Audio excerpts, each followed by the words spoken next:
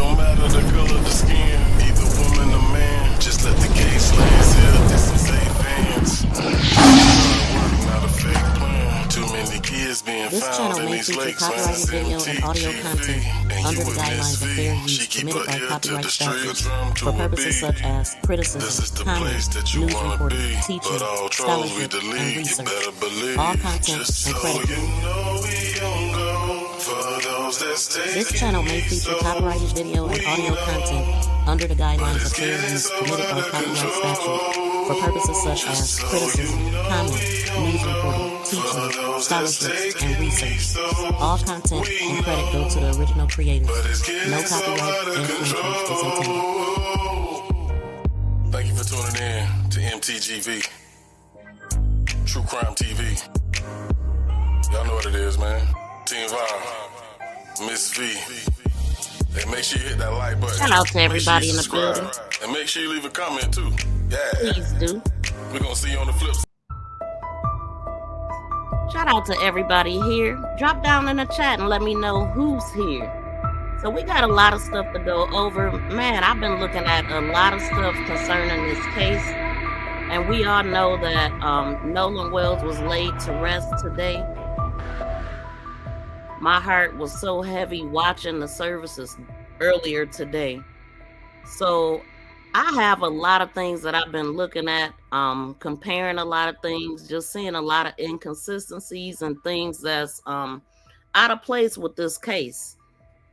And also just looking at some of the past cases that Ben Crump has covered. And I was really shocked to know that one of the cases that he covered, their independent autopsy is not back yet.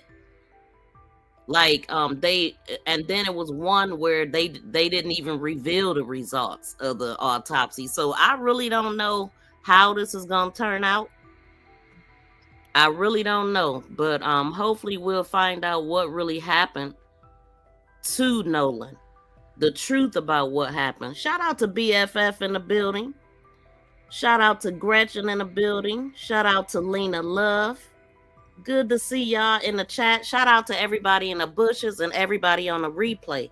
I usually don't go live this late, but I had a lot of stuff going on earlier, so I reset it to come in here. You never know what time I'm gonna go live, so just hit the notification so you know when I do go live. And I usually preset my live streams also. Another thing I was looking at is, the judge, the ex-judge that had been coming out. He's from Mississippi. So I wanted to pull up something. I'm gonna start with that right quick. Yeah, he's no stranger to the people that he's been talking about. And I just knew that it was something about him that was a little bit different because he seemed super angry to me. Like it's like he really had been battling with these people in Mississippi.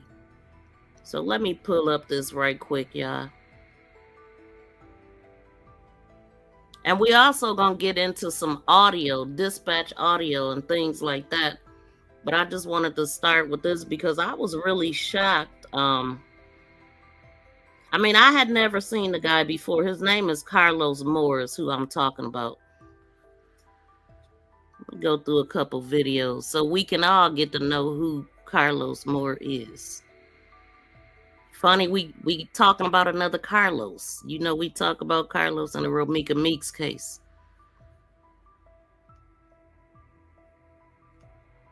Let me see.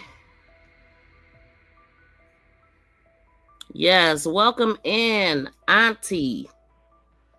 Yes, shout out to everybody coming in the building. Y'all, please smack that thumbs up. Show your support with your thumbs up. That's so important. And also share it out. I'll shout you out if you share it out by hitting the share button. Go to create posts and then add MTGV Crime Podcast. It will show up on your YouTube channel. All right, so this one is about Carlos Moore being removed from the bench. Now, I knew I had heard that he was no longer a judge, and I thought they got rid of him, but because I had heard that. Hold on, let me make this bigger. Let me know if y'all can hear it. Municipal judge and well-known attorney in our state has been removed from the bench. The Mississippi Supreme Court barred Carlos Moore from serving as a judge. Wait, hold on, let me take this back.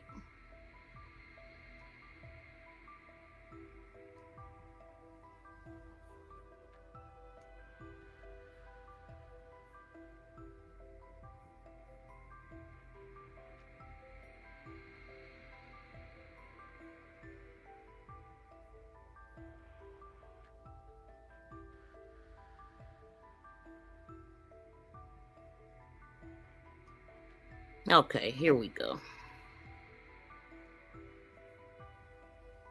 Municipal judge and well-known attorney in our state has been removed from the bench. The Mississippi Supreme Court barred Carlos Moore from serving as a judge. The court fined him $3,000 for what it called willful misconduct that was prejudicial to the administration of justice.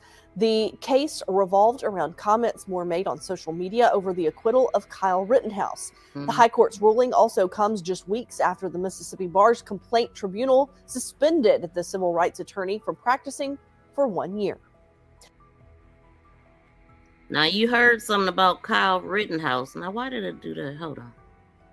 Let me go back. Once the flag is taken down from public property, I would immediately lose that stigmatic injury, and that my blood pressure hopefully will go back to normal or will be controlled by medicine. My EKGs will go back to being normal. And wait, what is going on? One less pill to sleep at night. At 39, I should not be having abnormal EKGs. I have too much pressure on me, and the state is contributing towards that pressure because I have to constantly go to courthouses across 82 counties in Mississippi. And each time I enter into a courthouse that has that state flag, I am offended. I feel threatened, and that is causing me undue stress and anxiety. I want to be around a long time for my 5-year-old daughter. I didn't choose to become African American. I didn't choose to be male, but I'm entitled to be equally recognized. I'm entitled to have equal dignity under the law, and that's the law of the land. And this flag is making me feel like a second-class citizen. I am demanding to be treated as a first-class citizen. I won't take second best. Never have taken second best, and I'm not going to take it now. So you see, this man has been fighting for his rights for a long time. One of the videos is dated all the way back to 10 years ago.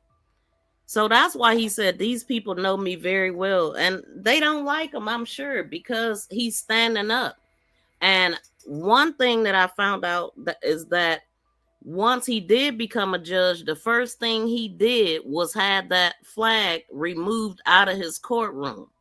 And I'm sure that the people didn't like that. And it sounds like he's been targeted along the way. You know, this just a couple videos is not going to tell me his whole story, but I just see what he's been doing. Wait, let me do something right quick. Because for whatever reason, wait, hold on, y'all.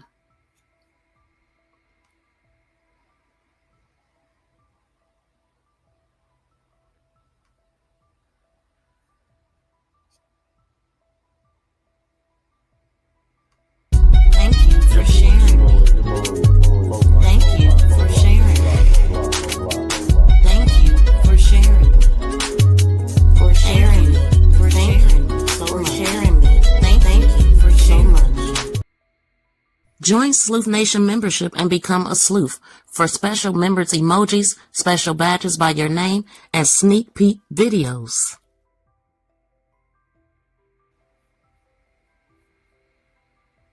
Okay, so I'm going to let this one play all the way out. Okay, that was it for that one. Let me go back to the first video I said I was going back to. It went really quick. It's only 34 seconds. Municipal judge and well-known attorney in our state has been removed from the bench. The Mississippi Supreme Court barred Carlos Moore from serving as a judge. The court fined him $3,000 for what it called willful misconduct that was prejudicial to the administration of justice.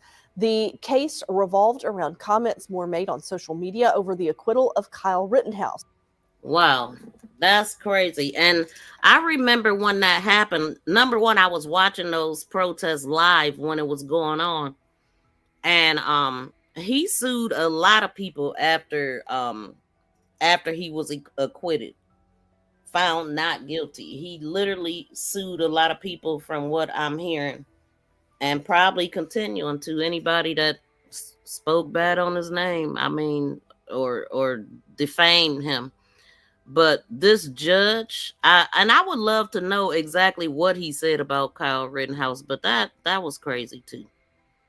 We all know that was crazy if you was paying attention to that. So did y'all know any of this about the judge? He was at the funeral today. Shout out to Tabany in the building. Okay. Sounds good. Yes, BFF. Okay, good. It sound really low. Yeah, rest in peace to Nolan. I did a couple shorts too, showing his parents talking and stuff like that. But let me get back into this video. That's messed up though. But like I said, I could tell that this guy was angry. Like just the way that he speak, the way that he looked, you can tell he ain't playing. He said, "These people know me very well." And let me go to this one. I'm calling on the mayor to take this case seriously. You probably know him as the attorney for Darian Murray, the little boy shot by a police officer in Indianola. Folks in Clarksdale and Grenada may know him as their municipal judge. Attorney Carlos Moore has been in and around the Delta for several years and has certainly made a name for himself. Now he finds himself again at the center of controversy, this time of his own making. The Mississippi Commission on Judicial Performance has recommended he be removed from the bench, suspended, and fined for comments made that violate the Judicial Code of Conduct. Following the acquittal of Kyle Rittenhouse for shooting people during riots in Wisconsin, Moore was accused of making racially charged comments on his Judge Carlos Moore social media accounts. Judge Carlos Moore, give it up for me. Wow. Then there was this appearance on the Kelly Clarkson Show, where Moore appeared to promote his Do Better ASAP program. So many times African Americans get the short end of the stick. Yeah. There are many judges that don't look like me, and the people that appear before them, they cannot be empathetic because they don't look like the people that go before them. Even though his Wow, I just wanted to say this because I didn't watch these videos before I played them right now. And it's funny how the sitting judge Ashley Cole is speaking on an open case and all of this stuff. So I just, I wonder, it just made me think about that. She's a sitting judge speaking on a case, and he was a sitting judge speaking on a case. His initiative earned him the title of Rad Human on the show. His comments about the judiciary didn't sit well. Take it back. To take this case seriously. You probably know him as the attorney for Darian Murray, the little boy shot by a police. Darian. I'm calling on the mayor to take this case seriously. You probably know him as the attorney for Darian Murray, the little boy shot by a police officer in Indianola. Folks in Clarksdale and Grenada may know him as their municipal judge. Attorney Carlos Moore has been in and around the Delta for several years and has certainly made a name for himself. Now he finds himself again at the center of controversy, this time of his own making. The Mississippi Commission on Judicial Performance has recommended he be removed from the bench, suspended, and fined for comments made that violate the Judicial Code of Conduct. Following the acquittal of Kyle Rittenhouse for shooting people during riots in Wisconsin, Moore was accused of making racially charged comments on his Judge Carlos Moore social media accounts. Judge Carlos Moore, give it up for me. Then there was this appearance on the Kelly Clarkson Show, where Moore appeared to promote his Do Better ASAP program. So many times African Americans get the short end of the stick. Yeah. There are many judges that don't look like me, and the people that appear before them, they cannot be empathetic because they don't look like the people that go before them. Even though his initiative earned him the title of Rad Human on the show, his comments about the judiciary didn't sit well with other judges. In his report, Judge Brule said Moore is, quote, nothing if not consistent in his predictability in his complete and utter disdain for any professional conduct rule. Judge Carlos Moore. Judge, thanks so much for your time tonight. Thanks for having me. It's a far cry from the man who has made more than one national TV appearance in support of minorities in the judiciary. And we need that viewpoint on the nation's highest court. Heretofore has been missing, and so we are pleased that someone that has represented criminal defendants as a public defender will now be on the nation's highest court. With these charges hanging over his head, Moore apparently had an idea of what was coming. Monday, he resigned his position with Clarksdale, according to the Press Register. The article in the Clarksdale paper mentions his recent marriage, seen here in a public Facebook post, and is accepting a job with an Atlanta law firm. It does not mention his suspension or ethical trouble. When we contacted Moore, he responded with an automated message directing us to a website still under construction. The Mississippi Supreme Court will schedule a hearing to decide if it will follow the recommendations of the commission, which would fine him $5,000, remove him from the bench, suspend him for 6 years, and reprimand him. Dennis Turner, the Delta News. So it sounds like he's being targeted for speaking up for his people, and they don't like it. They call it being racially charged and all this. It's like these injustices can happen, but if you speak against them, then you the one that's the race baiting and all this stuff. And it's really sad. I don't know the whole story. This is just stuff I found today. This video was actually posted January 31st of 2024.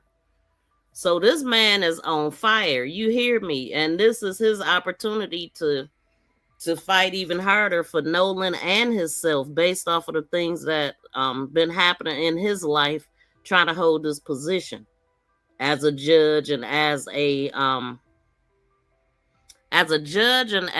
lawyer now. He's no longer a judge. Thank you for the 10 jewels, Charlene Green. I appreciate it, fam. Oh, good. They made it where you can see it. I don't know which jewel. Oh, is it the thumbs up jewel you sent? Look like they just made an improvement. Shout out to Terry Dow. Thank you, fam, for dropping that copyright disclaimer. What do y'all think about what y'all seeing? She's not a good judge at that. Yeah, I've heard ethical misconduct going on with her, and even with this case. But I'm sure ain't nothing gonna happen. They had no choice but to get rid of him. Wait, hold on. They had no choice but to get rid of him because he was speaking the truth, and they didn't want that. Exactly. That's crazy. I mean, I didn't even know they had Confederate flags hanging and in the courtroom and all of that stuff. That's sad, man. Hold on.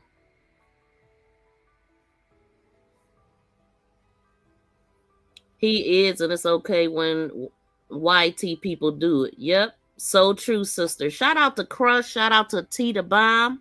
Shout out to Nurse M. Welcome in. Well, this YT judge should be gone already. Okay? Should be stepping in the middle of an open case, a case before it even get anywhere. And it's a lot of stuff. Like, I had found I know y'all seen that the mom was thanking the Cajun United people, that search team. And I'm saying it wrong. United Cajun Navy is what it's called. The first place I seen that, the person who shared that was the judge. That's the only thing that she shared concerning Nolan, which tells me she knows those guys. And then I wondered if she was the one that sent them out there to help. Because they said they was contacted by friends and people, people hitting them up like friends and family. Friends is what I heard. So, and then they later talked to the mom. So it don't sound like the mother is the one that let her know about them. So I'm not sure if the judge did or not, but I am going to say again, that's where I found out about them at. That's the only information she shared concerning Nolan, besides only people that she shared. Out of everybody that's talking about Nolan, those are the only people that she shared. Okay, so I think she's very familiar with them. And then it's just a lot of stuff being said, but I can't follow everything. But let's get through these few videos. Be seen. You got the chief.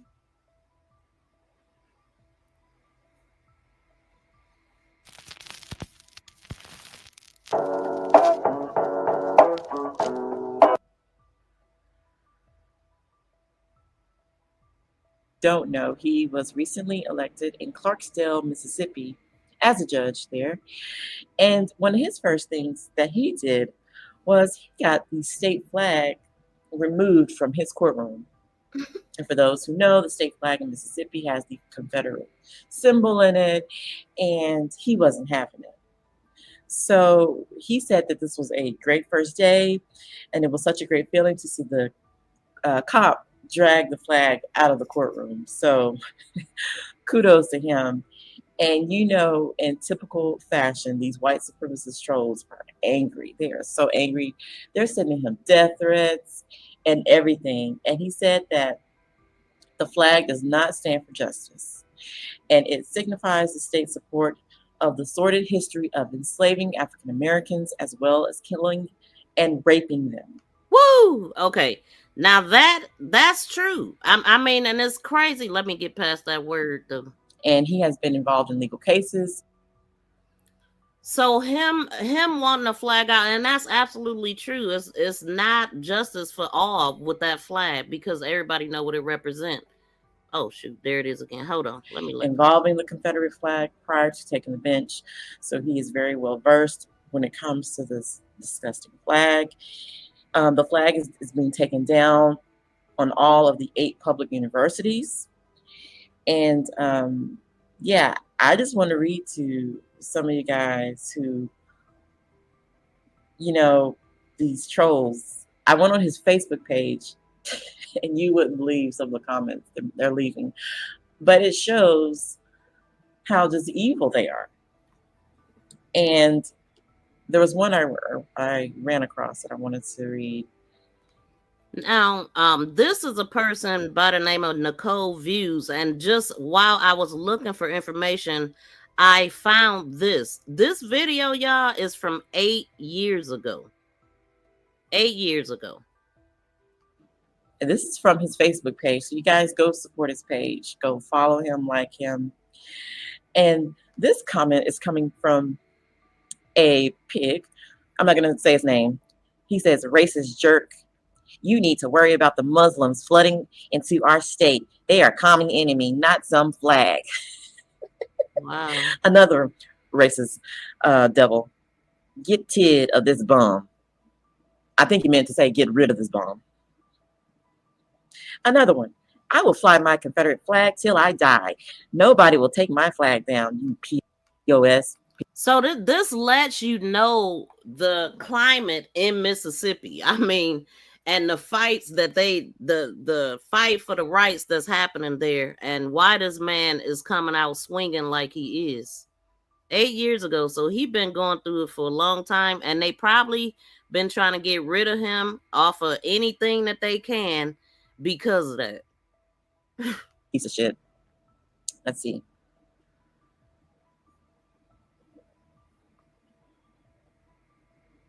I'm gonna leave that one at that, because you know I don't want to get into no trouble off of somebody else is saying. But shout out to Nicole Views. This 8 years ago. Like, what? So this is no cakewalk in Mississippi. Now let's go to a current video just to hear a few things that he got to say, and then we're gonna get into why we came here.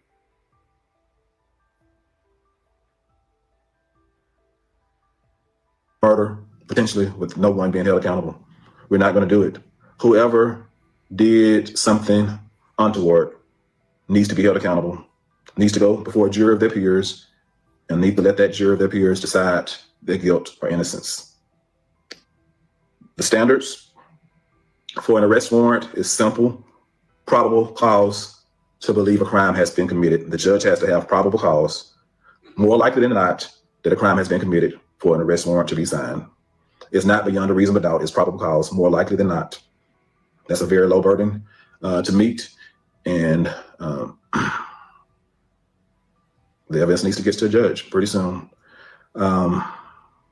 We know that won't be the end all. Just because there will be an arrest at some point, I do believe it's still going to be a long process. The local judge, a municipal judge, as I was, will have to do the arraignment and decide whether or not the individual or individuals get bail and what that bail amount will be. If it's a capital offense, or if it's a first-degree murder charge or manslaughter charge, or whatever it may be, kidnapping, aggravated assault, that the judge will have to set bail or decide or denied. Will the persons be flight risk? All that has to be taken into consideration. From there, there will be a preliminary hearing likely where the evidence will be presented to that local judge, who will get to decide whether or not to bind it over to a grand jury or dismiss the charge. Once it's bound over to a grand jury, it'll be up to the grand jury to decide what to actually indict the individuals for.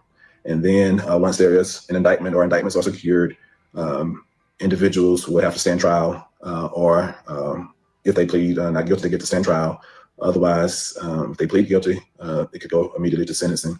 You would expect, based on what I've seen so far, that there won't be any guilty pleas automatically, and this probably will go to trial. You have contradicting stories. You have Katie that's saying one thing. You have the young man that's saying another. I see Katie has not lawyered up, from what I have been told, and she's been speaking freely, and her family's been speaking freely. Whereas I understand that some others have decided not to speak to the press and have lawyered up. And people are entitled in this country. You are innocent until proven guilty in a court of law. There's nothing wrong with lawyering up. In fact, if it was my family, I would advise my family to remain quiet too. That's what lawyers do. We advise them to remain quiet. They have a right to remain quiet. And a lot of times you remain quiet for good reason, because anything you say can and will be used against you in a court of law. But people also have a right to be suspicious of why individuals lawyered up so fast. Why are they not talking? This is serious. It's serious business. People's potential freedom are on the line, and somebody has lost their life. Someone has lost their life. At least the people that's alive still have a fighting chance. You never know what a jury in Mississippi will do. We do know that no one ever was held accountable for Emmett Till's murder, despite the evidence, the overwhelming evidence. No one was ever held accountable. I can only hope and pray that in 2026, 2027, should the facts be presented to a jury of your peers, that it'll be given reasonable consideration, and that if the facts are proven beyond a reasonable doubt, that the individuals that may soon be arrested and tried for the death, for their role in the death of Nolan Wells.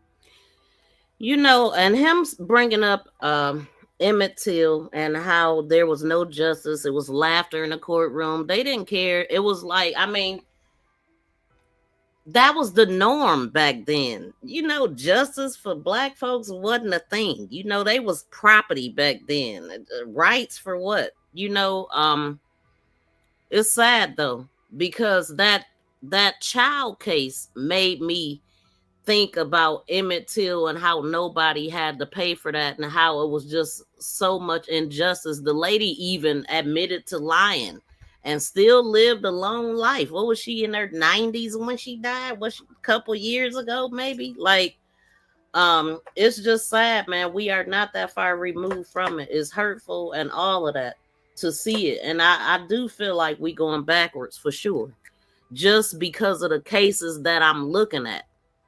There's no way that man should have got away with shooting that baby in his back like that. That was running away out of fear for them.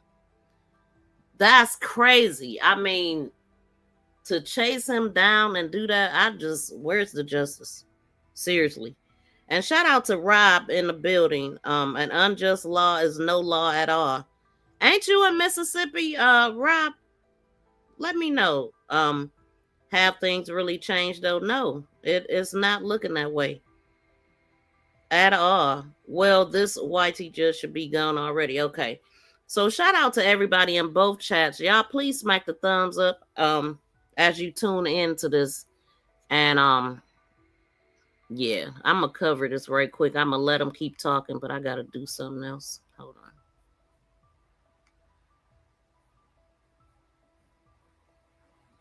Will be held accountable. That's all we can hope and pray for, and we will have to live with whatever the jury's verdict is, because in this country, if you go through the entire process, we live with the verdict of the jury.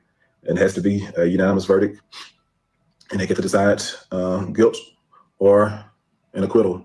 And if they cannot agree, it's a hung jury, and the prosecution gets to decide if they try the case again. They can continue to try it again until they get a unanimous decision one way or the other. So it's gonna be a long road ahead. Keep the Wells and Wansley's family in your prayers. They have to deal with all of this in a very public light. They are not allowed to grieve privately because of the very public nature of this death. And so it's a lot to process. One day your life is going as normal, and the next day you are thrown in the limelight. But I applaud the parents for standing together and fighting for answers. They have been very good. They are not accusing anybody of anything. They just simply want answers. And once those answers are given and properly investigated, they are hoping that the right thing is done. And that's my hope too. Whatever. Okay, let him finish his sentence. Where the evidence leads to, as long as there has been a thorough investigation, I'm willing to accept that. But I do not want anyone getting any favoritism. I want a complete, thorough investigation, and I'm glad another independent investigation is going alongside the law enforcement investigation. Again, I had the privilege of serving the great people of Mississippi, because the people of Mississippi, for a large part, certain people I consider great in Mississippi. I used to call the state great. I no longer will refer to it as a great state of Mississippi because it still has a lot of growing to do. It's not a place that I feel comfortable living any longer and raising my family. And I would encourage any of my friends to move to Mississippi in its current configuration. It's a dangerous place. It's a dangerous place with a deep-seated racism. And they are known to try to keep Black people in their place. So no matter what your socioeconomic status is as a Black person in Mississippi, they're known to try to keep you in your place. And it definitely happened to him. He's speaking from experience, y'all. This man is speaking from experience. So I'm going to leave it at that on that. And then we're going to go on to, like I said, what we came here for. But one of the things that I'm looking at is this, the friend. It seems like everything happened at the same time. Like I'm talking about on the island where, okay, so the friend, what's his name? Tristan Shepard said that he was the one that was into it with somebody. And he said that he was arguing. Some man started with him because he didn't like how he was talking to his girlfriend or something like that, I guess. And the guy told him he was wrong. He wanted to fight. So what I'm getting at is Nolan, when they speak about Nolan, they mention a phone, they mention a girl, and they mention him staying or not getting on a boat. When they talking about Tristan, they talking about a phone because he was saying, Ben Crump had mentioned something about the argument being about a phone or hearing them say something about give me my effing phone, which I didn't hear that. But so something about a phone concerning him. He said that he was into it with his girl and some man started with him. And also, it's conflicting stories about if he was if they were trying to get him off the boat or if he was trying to be kept on the boat. Right. So, I just feel like too many things happen at the same time. And one thing to remember is the lady that put out the picture, of them standing in a crowd asking, do you think it's Nolan? And I thought I put it in here, but it didn't go in. But that picture of them standing at a distance.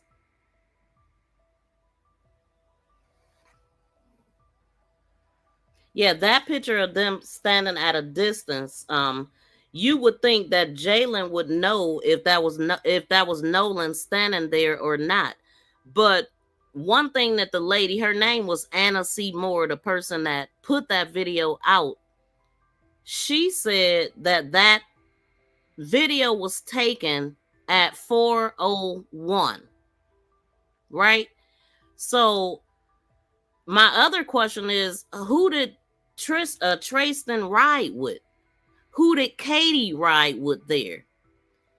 Because a lady came out speaking up for Katie, saying that Katie was safe because her sister and brother-in-law, or her brother and sister-in-law or something, went and got her. So it sounds like whatever this fight was and whoever it was between, it broke up everything. I'm talking about it ended the party. I don't believe that they had plans on going there from 11 to, is it 3 o'clock or 4:30 that they left? But I do know that they said 3 o'clock was the last time that Warren or the group allegedly seen Nolan. But that disagreement or that fight that happened was at 4:01. But by the time she took the video, it was actually over. It was ending. She said that was the end of it. But clearly we could still hear arguing. So it sounds like Trayston was still there. So who did Trayston get in the boat with? Because that would tell us if that boat was still there when that incident happened.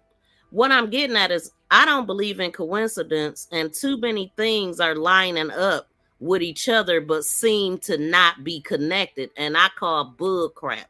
Okay, all of this stuff. Okay, so he got into it. Trayston got into it with a man allegedly about his girl, but Nolan wanted to stay with a girl. Okay, Trayston, according to Ben Crump, was arguing, saying give him his effing phone, but Nolan left his phone. Trayston allegedly was wanting to get off the boat, but some people say they was trying to get Nolan on the bus, but on the boat, but he wasn't on the boat. He didn't make it on the boat. It seems like to me, because the beach side is on the exact opposite end of where they found his body at, and they would have had to ride that way to get to where they was going, right? So I feel like whatever happened to Nolan, it happened while all that stuff was going on, right before they left. Because how was he still laying there? Like, how was he there where they made the call at about the boat? They were at the same spot. And when my last live stream, when I was reading the GPS information, I said that. I'm like, that's where they found them at, right? So too many kawinky dinks, and I don't believe in none. Shout out to the 254 people in the building. Y'all, please smack the thumbs up and subscribe to the channel if you have not. So yeah, Jalen said that he seen Nolan. He seen Nolan last, and he also said that he was holding Trayston back. So now it's like, who is this mystery man that Trayston was allegedly into it with? Who are these people? I mean, and are they coming forward? Because you would think that they would. But again, that video was taken at 4:01, according to her Snapchat. And I had that in here. I thought I put it in here, but it's not. So let me see. This is some of the stuff that Trayston said. I think that at least took. Yes, but let me move this then.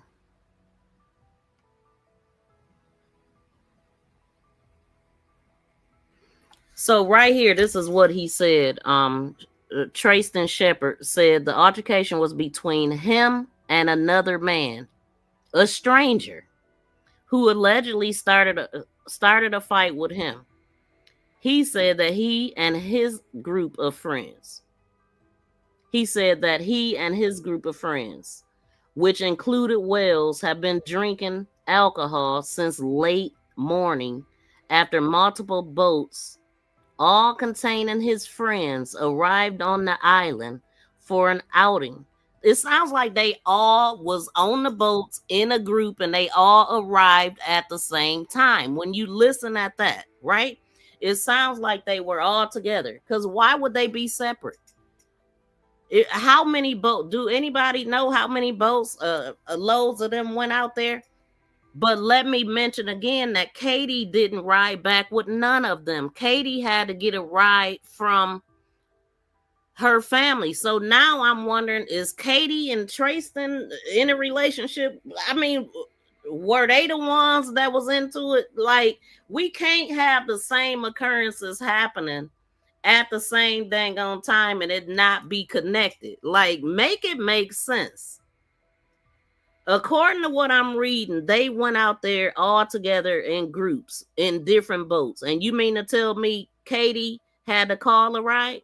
That's telling me that Katie was on one of those boats and it was an issue with her getting on any of them because she called another ride. Who comes to pick somebody up from an island on the 4th of July that wasn't planning on being there? You know what I'm saying? So it had to be a big emergency for them to do that. It had to be all the way bad. And all of those people out there, a lot of people know what happened. They just not saying anything, or they are saying something and they talking to the proper authorities. But I don't know. Why no arrest? Because investigation. What? I don't even know what you saying. Shout out to Bronze in the building. Welcome in, fam. Yeah, so I mean, it's a lot not making sense. What do y'all think about what y'all hearing? Y'all a little bit too quiet. I need y'all to type in the chat. Let me know what y'all think. Sister, my God, with my state, I don't think I could live back then. Man, I definitely would want to live somewhere that's like that. Oh, that's right. You in Alabama. Okay. Have things really changed? Yep. Not at all. Don't seem like it. You just did Nightbot. Yeah, shout out to everybody hitting the thumbs up and talking in the chat. We are speechless too, mama. Listen, I need y'all to talk to me. So, okay, let me get through this article. So, he says Shepard said altercation was between. Matter of fact, let me read this from, because I'm having a hard time seeing it. So let me read this from the stuff that I have instead of trying to read it on the screen.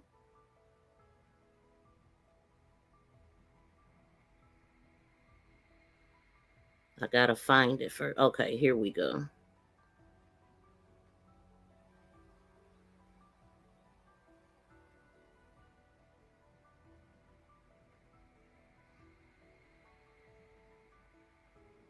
So it says Shepard said I got another part that's not up here. It says Shepard said he and Wells were among a tight circle of friends who had known each other since their freshman year of high school at Ocean Springs. Shepard, age 20, said Wells was just somebody that you automatically just felt so comfortable to talk to, and they bonded through sports. Their friends group was very diverse in race and ethnicity, and he said they all had one thing in common: admiration for Wells. But he was the only one left out there, so I don't know how much they admired him. He went on to say nobody would ever hurt Nolan in our friend group. We would die for him. I feel like that was a bit extreme to say. We would do everything in our power for that guy. No, you wouldn't, because he ain't there. Like, if he needed anything, we would do it. He said Nolan brought us all together, but he was the only one that was left out there by himself. Listen, make it make sense. Why would Nolan want to stay there after all of these fights broke out? It would really be dangerous for him. All of that broke out. Like, let's just say if Tristan, he got into it with some strange guy. Just because Tristan them left didn't mean the strange guy left. So you mean that Nolan opted to stay there with these strange people that had already jumped on his friend, that he could get jumped on? Like, make it make sense. It don't, and it never will. Shout out to Maddie Ben for the $5 or 550 gems. Stay hydrated. Thank you so much for your support. And he said Authorities stress their work to determine exactly what's going on. Anyway, hold on. Let's get to. Shepard also said it is very common for everyone to leave their phones on the boat. He said few videos or photos exist from that day because everyone was in the water and not on their phones. Well, it was people out there on phones. They just didn't have theirs, I guess. I don't know. But anyway, I mean, I have no problem with it being on the boat while they in the water. But as soon as you come up out that water, the first thing you're going to do, grab your phone. You might dry your hands and then grab your phone. Okay? So let me get to the one that's up on the screen. He said, Shepard said the altercation was between him and another man, a stranger, who allegedly started a fight with him. Why would he pick him? Why? If we go off of what Shepard said that he was into it with his girl, which I don't think that part is in the article, but if he was into it with his girl, who is his girl? Because it sounds like it might be Katie. I mean, see, I don't doubt that Nolan knew Katie or knew of Katie through others. And that could have been how, because she's somebody's girlfriend. Maybe she got a little fresh with Nolan, or maybe Nolan looked at her the wrong way. Maybe dude got mad. I just don't believe that this stuff is not connected, okay? So who allegedly started a fight with him?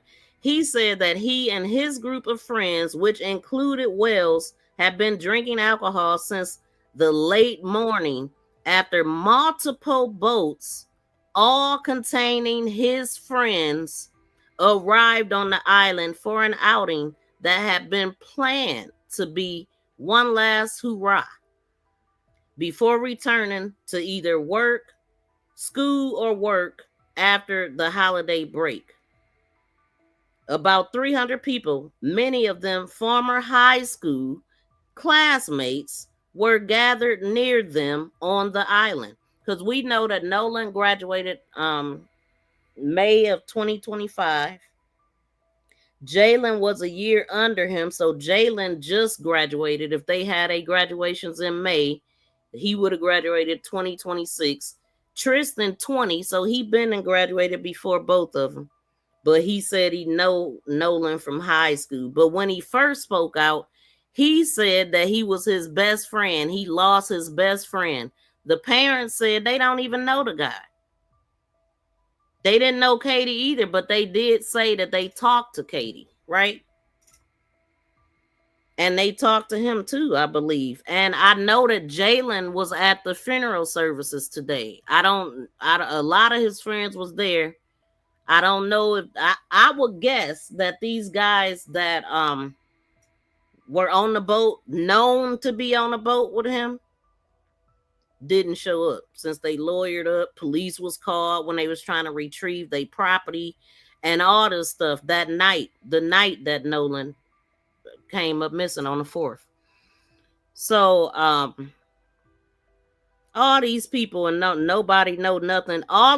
So putting it like that, there's multiple boats with multiple classmates, former high school classmates. It was a lot of them. It's a lot of people that ain't talking. It's a lot of people that ain't talking. And I don't blame the family for doing what they did, because the sheriff came right out talking about they don't suspect foul play. And you already know what's coming next after they say that, when you ain't did a lick of investigating, you know.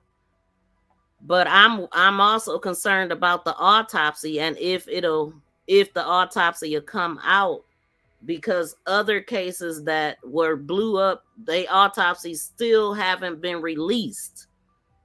I will have to look at something else to get the names, but I was just like, what? You mean to tell me? And it was a couple of them, the independent autopsy didn't change the ruling either. And Crump has spoke on that, saying that they need the results of the other autopsy and all of this stuff, and that ain't been released, and it's only so much the second autopsy can find because it's already been tampered with, or however you word it. But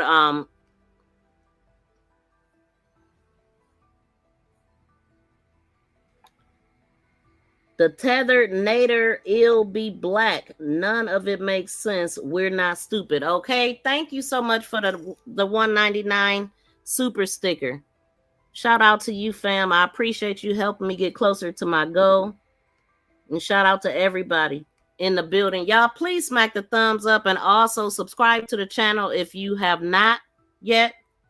Okay. And so later in the day, after being told the boat, this another one. Later in the day, after being told the boat needed to return to shore due to an electrical issue, Shepard said Wells said he wanted to stay behind because he met a girl and would return on another friend's boat. First of all, here's another coinky dink we got, right? Wasn't the issue the belch pump or whatever, however you say that? It was a pump issue. So now you want us to believe. See, and then he also said, after being told the boat needed to return to shore, that makes me think that he was on the boat with them, right? But if we are to believe that he was on another boat, you want us to believe that another boat had an issue too. So we had an electrical issue and a pump issue. Make it make sense.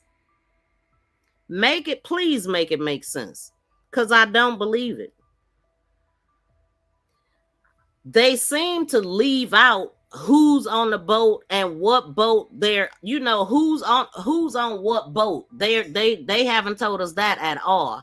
Shout out to Kicking It with the Rooks, dropping the clock it, okay? I like that they showing us now. I literally was just complaining about this. So StreamYard just made this update. We can now see the jewels when y'all drop them. So thank you so much, Rook. She dropping the floating heart. Good to see you, fam. Thank you so much. Question. What is the question? Hey, I got questions, okay? Katia, Davis, we all got questions. Make it make sense. We don't believe in kawinky dinks over here. And yeah, something ain't right. I'm sorry.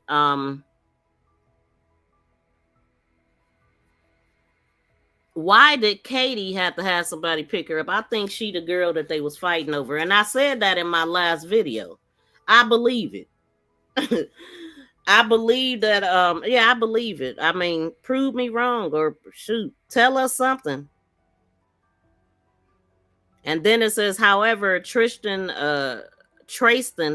Shepard, who said he was a high school friend of Nolan, said Sunday, the voice heard on the video was his own. Wells is not in the video, he said. Right? And then Jalen said some stuff that was off too that didn't make sense. And then he said, that's me yelling. There was no talk about a phone in that video. But instead, Shepard said he was telling others who were both restraining him to let him off the boat so he could continue fighting. That's what he said. That's what he said. Like, what? It's always a pleasure to catch you live. So happy to see you, fam. I was binge watching your shorts. I can't believe that shark short got up to 74 million. So y'all go check out Rooks. Drop your link, fam. You a moderator, drop your link. Y'all check her out. She don't do crime, but she have fun content. I believe they all know something. Exactly, BFF. Exactly. Gretchen said, hey, Gretchen. How you doing, fam? And I see you said you was catching up. You catching a replay. she has something to do with something. Exactly, because he's into it with a girl. This is how I felt, how I'm kind of taking it, like, since he want to holler at my girl, you stay with her then. So they say, and I mean, this is just how I'm thinking, like, since you want this girl, then you stay here with her, and we gonna say that you stayed with a girl.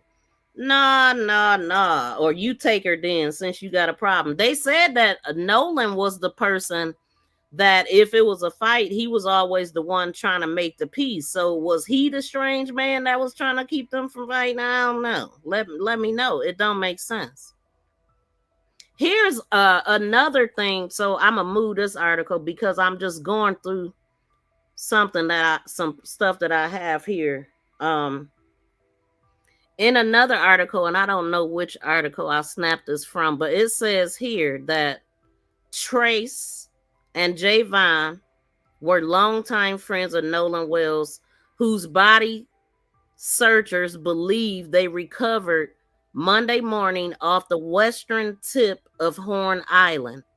The young men were among family and friends who comforted one another at the lake of Mars boat launch, where emergency responders staged search boats. Williams, who was also on Horn Island on the 4th. Now that's all I got. But they saying that Trace and Trace Carter is a different person. Never mind. Trace, that's another thing, these familiar names. So I guess Trace Carter and Javon was there at the Mars boat and launch when they were found out that he was found. So very interesting. So Javon has been there through it all. But I'm just curious, whose boats was they on? Like that's the mystery. And I'm a guess, maybe, because he said the police hadn't even talked to him. So if the police haven't even talked to him, they wouldn't tell him not to say anything, right? You free to say whatever you want if they not questioning you about nothing. And then I found another person. Hold on, I'm looking for something. Because there was another person that said something about him being the person being on their boat, the voice that we could hear. Oh, and also that picture of them in the water, the swim party thing. There's a guy in that picture with USA shaved on his chest, and they want us to believe that this wasn't on the 4th of July. Like, make it make sense. I'm so irritated that it didn't go in here, but I'm gonna try to make that happen. I'm gonna have to do a couple things at once, like I'm kind of doing now.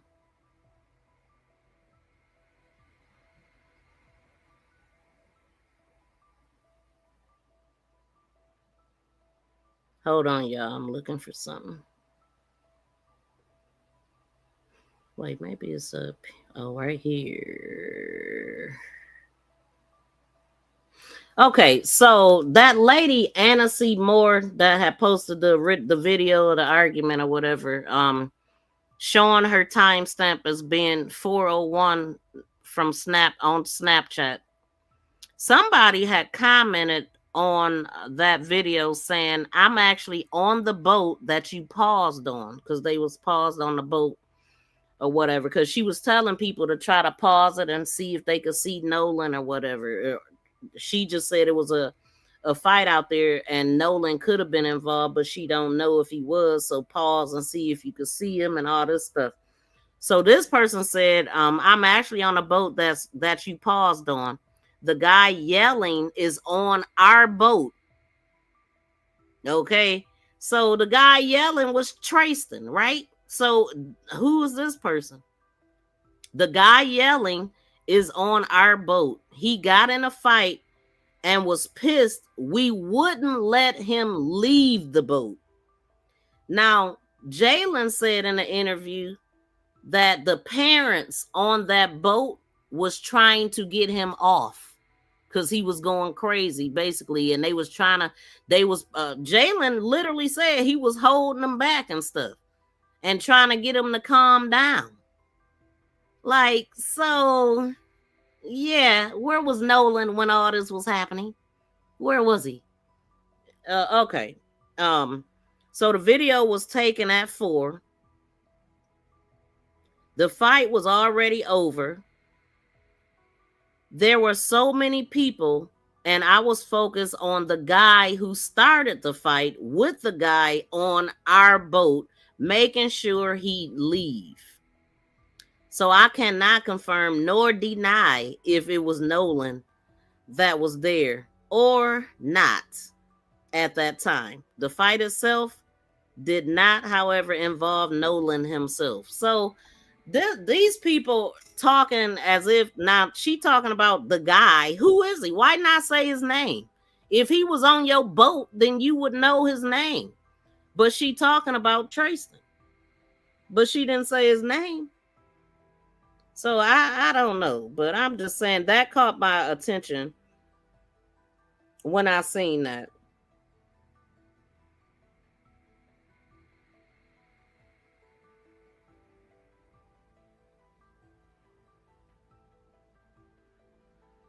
And I'm just here on something his mom had posted on July 5th. Please be on the lookout for Nolan. Last seen was west tip north side of Horn Island today at around 3 p.m.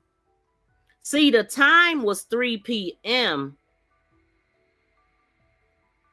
The original time, I thought they had said it was 3 p.m. that they left.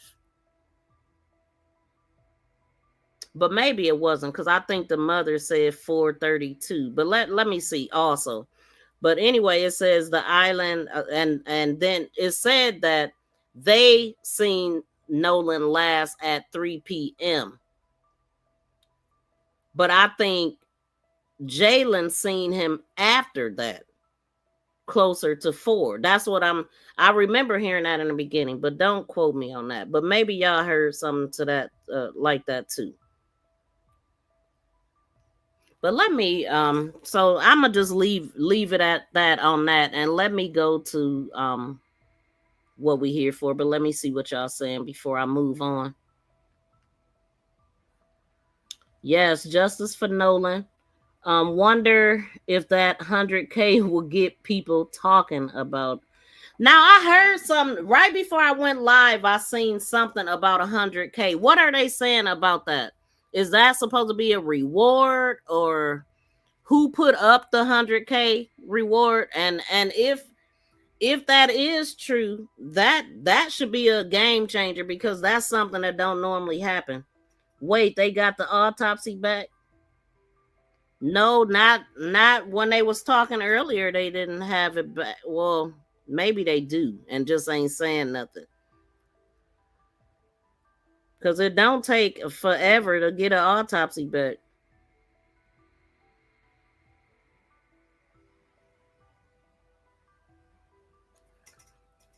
But my condolences to the family of Nolan. Yes, Janet, for sure. It was so sad. I was in tears, boy. I had to tune out of that funeral, because the first part of it, they was just showing pictures when he was a little boy, and then they playing the church music and all that. Boy, I was bawling.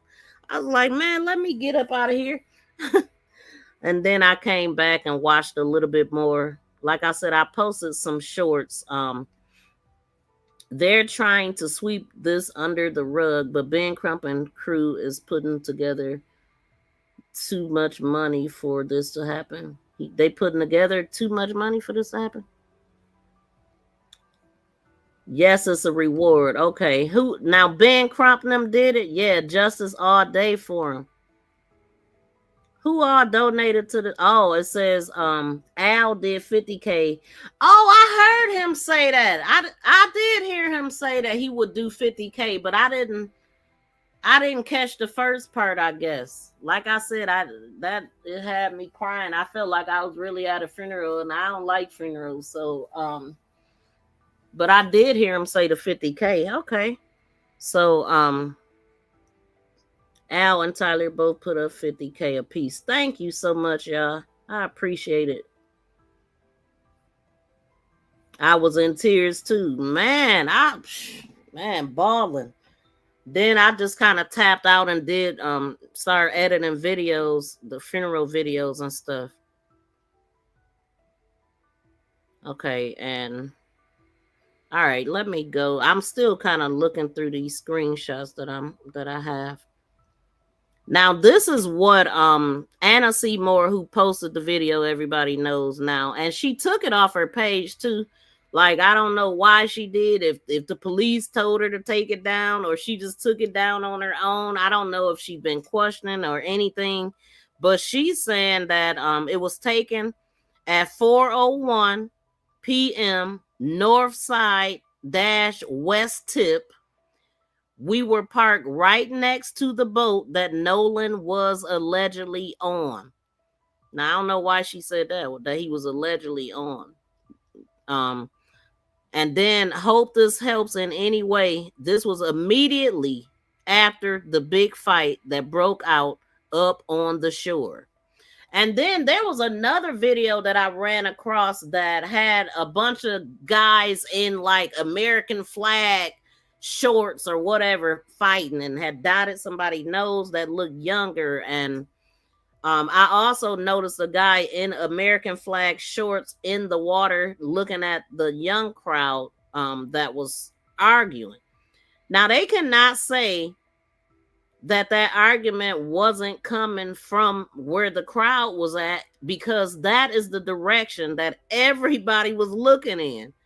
They wasn't looking behind them. They were looking at that group, everybody. So it's kind of hard to say that it didn't have nothing to do with the group that we can clearly see everybody staring at. Like, make it make sense. It's just so wild to me that well, I just hope these people talking to the right people. But the fact that the sheriff comes right out and say no foul play, that's what tells me that people ain't talking, or that's what makes me think that. Now, I do know that Ben Crump said that they were having 50 to 100 calls a day calling in tips. Okay, so it don't mean all the tips were right or on point, but that is what he said. Okay, so we're going to go on to this oh, hold on. You know what? I'm gonna do this first. And shout out to Plunder. This is coming from Plunder True Crime. But I'm gonna put this on the screen.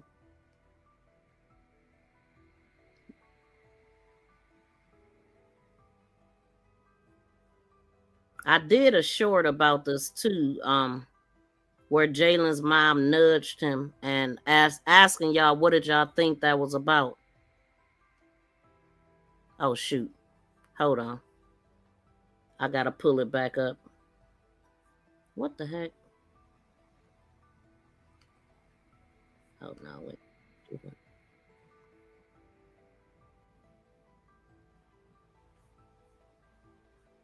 Oh, there it is.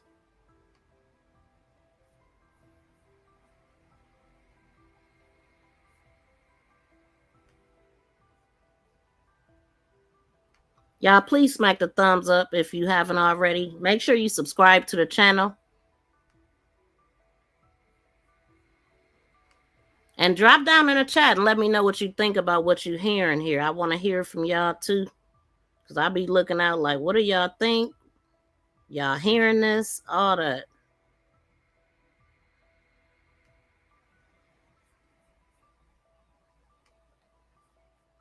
Let me uncover this.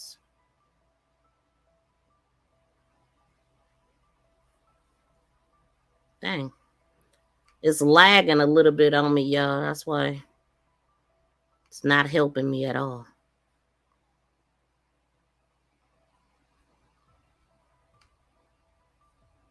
So Reverend Al Sharpton and Tyler Perry put $100K to anyone with information. I was at work crying. Okay, man.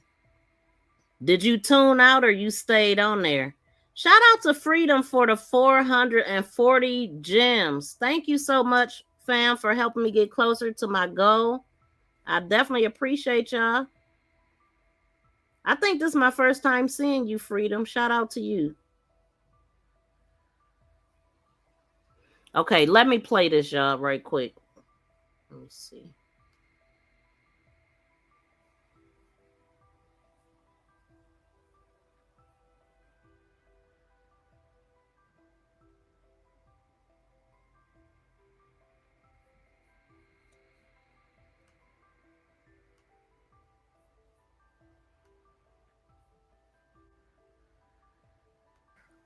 A lot of just leaning on each other in this moment and just taking it day by day. That's really all we can do right now. It's been hard. You know, every day is different. And really every second is different, which is something people need to understand. Grief is not one emotion, right? It's multiple emotions and they're all happening at the same time. And so it's just like 1 minute I can be I can be okay like this and I can talk about it. And then the next minute I'm breaking down in tears because it's a constant reminder, because if I'm being honest, we really just have not had time to fully grieve with everything that's going on. This is your baby, and everyone must understand that. And just day by day, have you been hearing anything from investigators? No, the last time I spoke with an investigator, it was Major Smith, and I had reached out to him via text message. That was last Tuesday. Other than that, I have not spoken with anyone. That is and no one has agonizing. reached out. That is shocking, first of all, but also agonizing to think that has been that much time having passed. I mean, Javon, I want to come to you because you're his friend.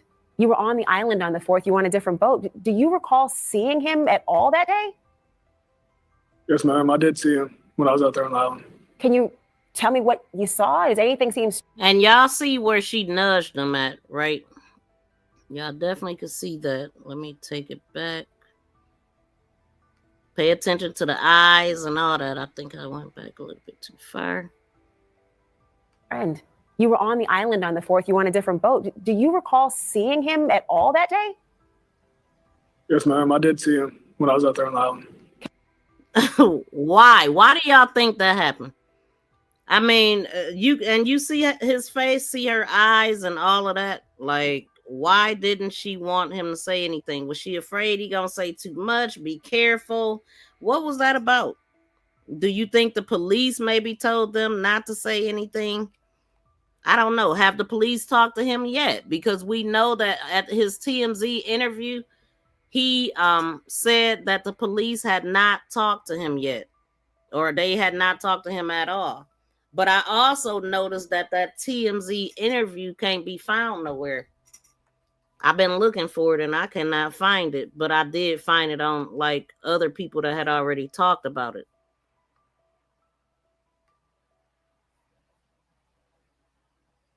Can you tell me what you saw? Does anything seem strange to you about the difference that people are saying of how he was separated from the group? No, ma'am. I don't think that Nolan would say, hey, bro, I'm staying with this girl on the island. Y'all go ahead and go back without even bringing it, like not even asking to get his phone back. You know what I mean?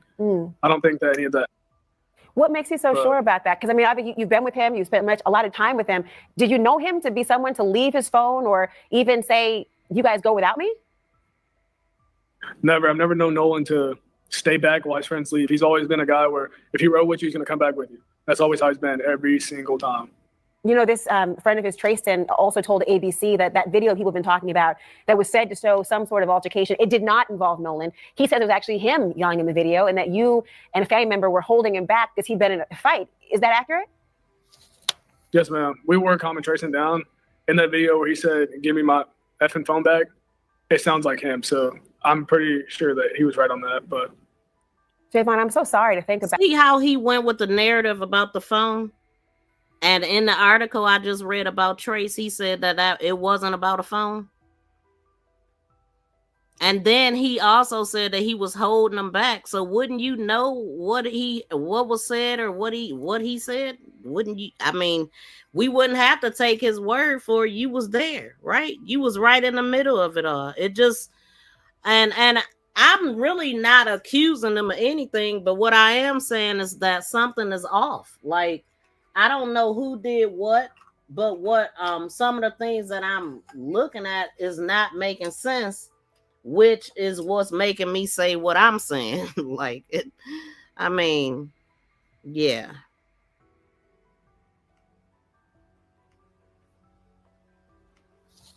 Yes, ma'am. We were calming Trayson down in that video where he said, "Give me my effing phone." We were calming Trayson down. Why was Trayson so damn irate? Why was he that upset?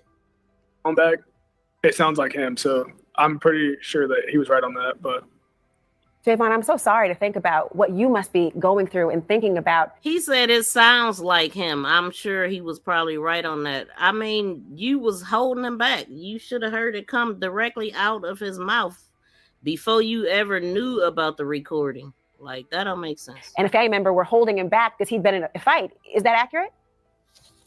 yes, ma'am. We were calming Trayson. Leave his phone or even say, you guys go without me? Never. I've never known Nolan to stay back while his friends leave. He's always been a guy where if he rode with you, he's going to come back with you. That's always how he's been every single time. You know, this friend of his, Trayson, also told ABC that that video people have been talking about that was said to show some sort of altercation, it did not involve Nolan. He said it was actually him yelling in the video and that you and a family member were holding him back because he'd been in a fight. Is that accurate? Yes, ma'am. We were calming Trayson down in that video where he said, "Give me my effing phone back." It sounds like him. So I'm pretty sure that he was right on that. But Javon, I'm so sorry to think about what you must be going through and thinking about what's happened to Nolan. I mean, you mentioned a phone. Tashima, a huge question so many people have is why he would have left his cell phone behind. And you say you were the person who actually went and retrieved that phone for the family. How did you get your hands on the phone? Where was it? That is correct. Christine called me and told me, "Hey, where are the boys? Nolan hasn't been heard from since such and such time. Where are your boys?" I said, "Well, Javon is with his girlfriend, and I just spoke with Jalen, and they are headed to downtown," which I was literally getting ready to get in the shower to go downtown as well. And we know when the mother originally told the story, she said that the boys were with her when she called. She literally said that. So, I mean, it is a lot of inconsistencies, y'all. I don't know why. Make it make sense. Unless she, I mean, no, she would have known that they wasn't with her. Like, anyway, I'm going to just keep listening. She said, "Well, Nolan has been." So I instantly called with Christine on the phone, Javon. Javon said, no, he hadn't seen Nolan since early on the island. And he was like, "What?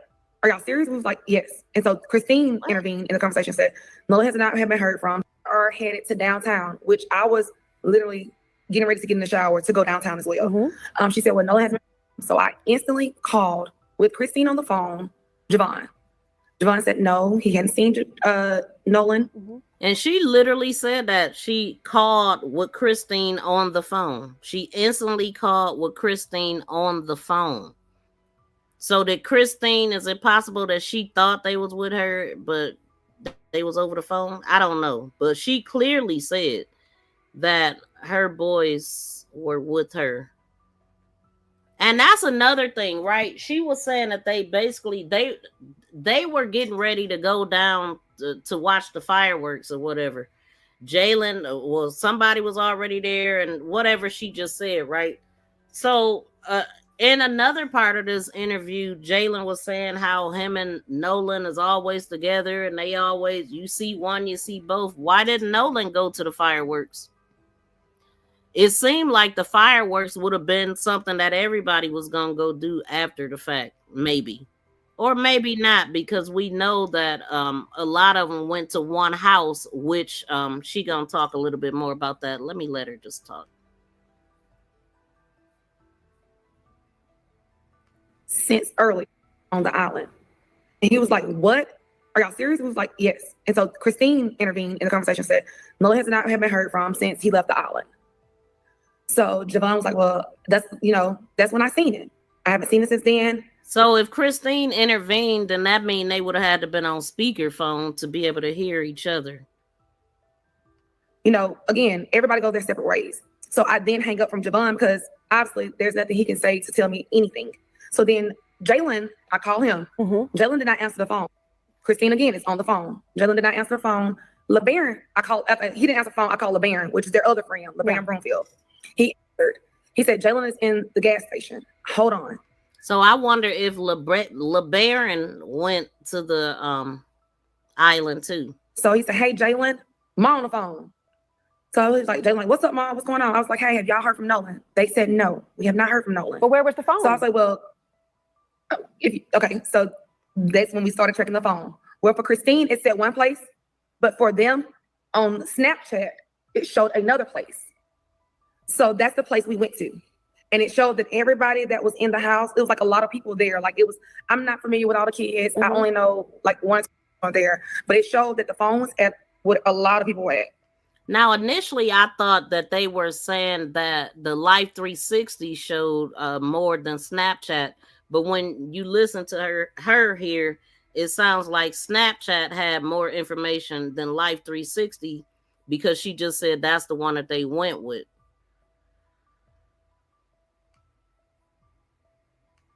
Well, for Christine, it said one place, but for them on Snapchat, it showed another place. So that's the place we went to. And it showed that everybody that was in the house, it was like a lot of people there. Like it was, I'm not familiar with all the kids. I only know like one there, but it showed that the phone was at what a lot of people were at. So that's how we knew where to go to. We went there. They were all there. They were sitting there, lights off, watching TV. Did they immediately give you the phone? Because knowing that phone was there. It took about 15. They did. They gave me the phone, but it took about 15 minutes to get the phone. Because I even asked, I'm like, did y'all have to walk back to Horn Island to get the phone? Or like, where's the phone? Because it took so long when they said it was when Wyatt told me it was in his truck. It took him so long to get the phone back to me. So you just heard her say that Wyatt, well, did she say Wyatt told me that it was in the truck? Wait, hold on. Let's take it back.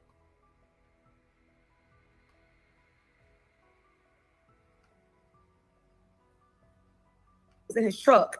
It took him so long to get the phone back to me. So it was in his truck. It took him so long to get the phone back to me.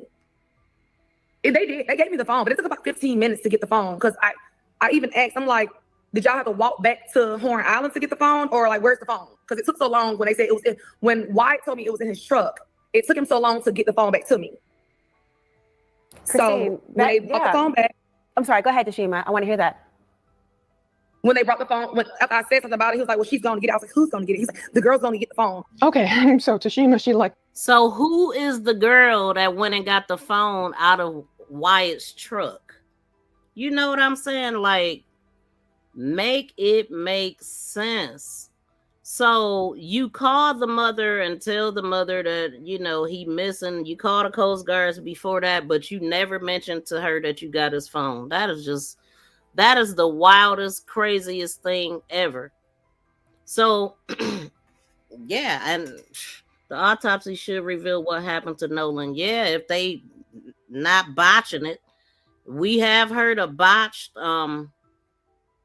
freaking autopsies. And Kendrick Johnson was one of them that I can just think of off rip. Shout out to Anjanette for the Unk alert. Shout out to you, fam. Let me show all of y'all some love. It looked like we got 10. And I wonder how that showed up there. But shout out to all of y'all for helping me reach my goal, basically. Because I can see the number. I'm so proud of StreamYard for tallying this up for us. A big shout out to all of y'all.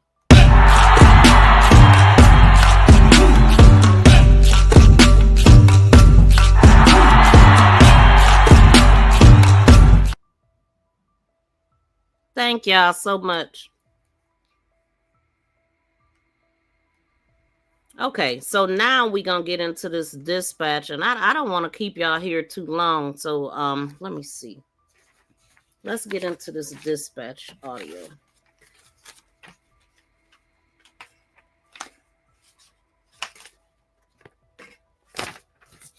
Let me get organized here.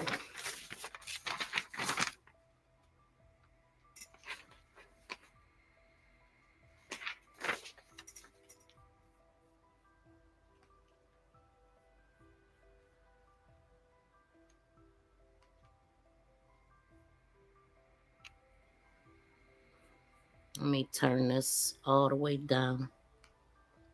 want y'all to hear as much as you can. I think what I'm gonna do is let it play all the way through without saying nothing.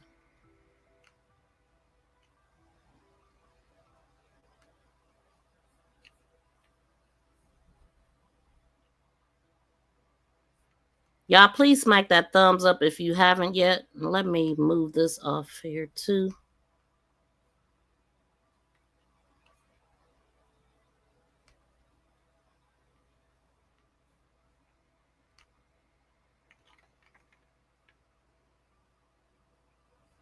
Shout out to Tut for sending the gold coins. Thank you so much, fam. I appreciate it.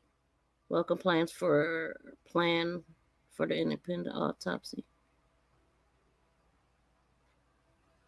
Yeah, thank you, Tut, for the gift. Because he was definitely deleting the pictures and text messages along with the videos, okay? So the phone was in his truck, but never mentioned it to the mother, but you called to tell her that. So that, I mean, come on, man. Come on, ain't nobody gonna do that unless you trying to hide something. You trying to CYA cover your ass is what it sounds like to me. Really. People, act like we pulling this stuff out the sky too. I mean, only guilty people act like them. Only the guilty acts like that.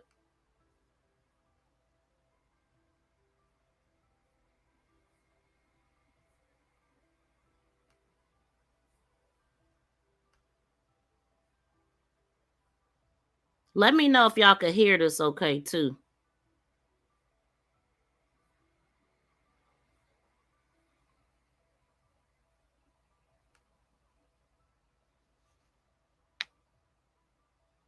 So these are from these, what is it, dispatch audio is actually coming from the 4th, 5th, and the 6th.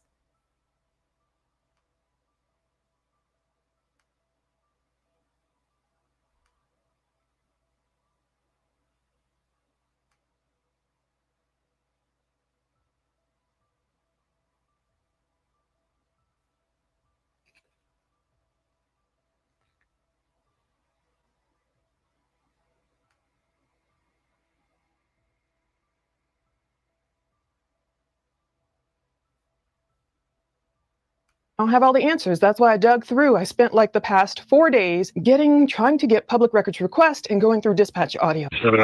True crime audio. El Camino Road, reference to a missing persons report from the east side. That's what we have for now. There's conjecture, theories, wild accusations all over the place. I just want to get to the truth of what actually happened. So we're going to listen to July 4th, July 5th, and July 6th audio.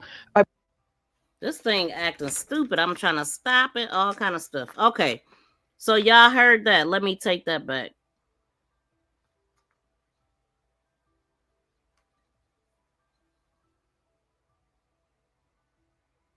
Reference to a missing persons report from the east side.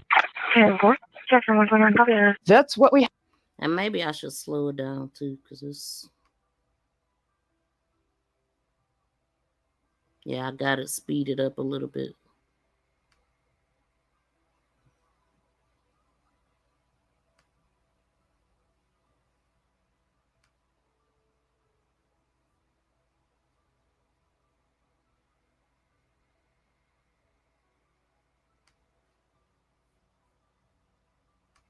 Reference to a missing persons report from the east side.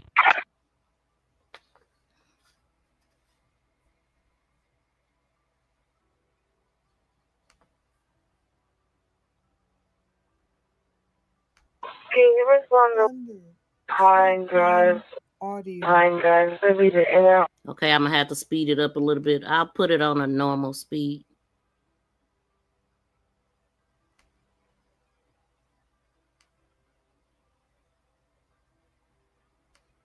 Because it sounds bad if it's too slow and bad if it's too fast. Let's try that.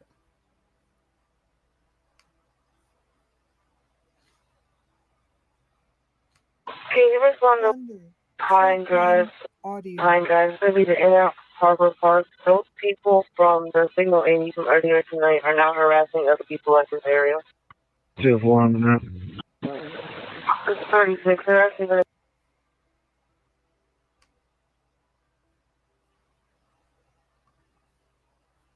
Hold on, y'all. Be patient with me. Because I don't like how it sounds.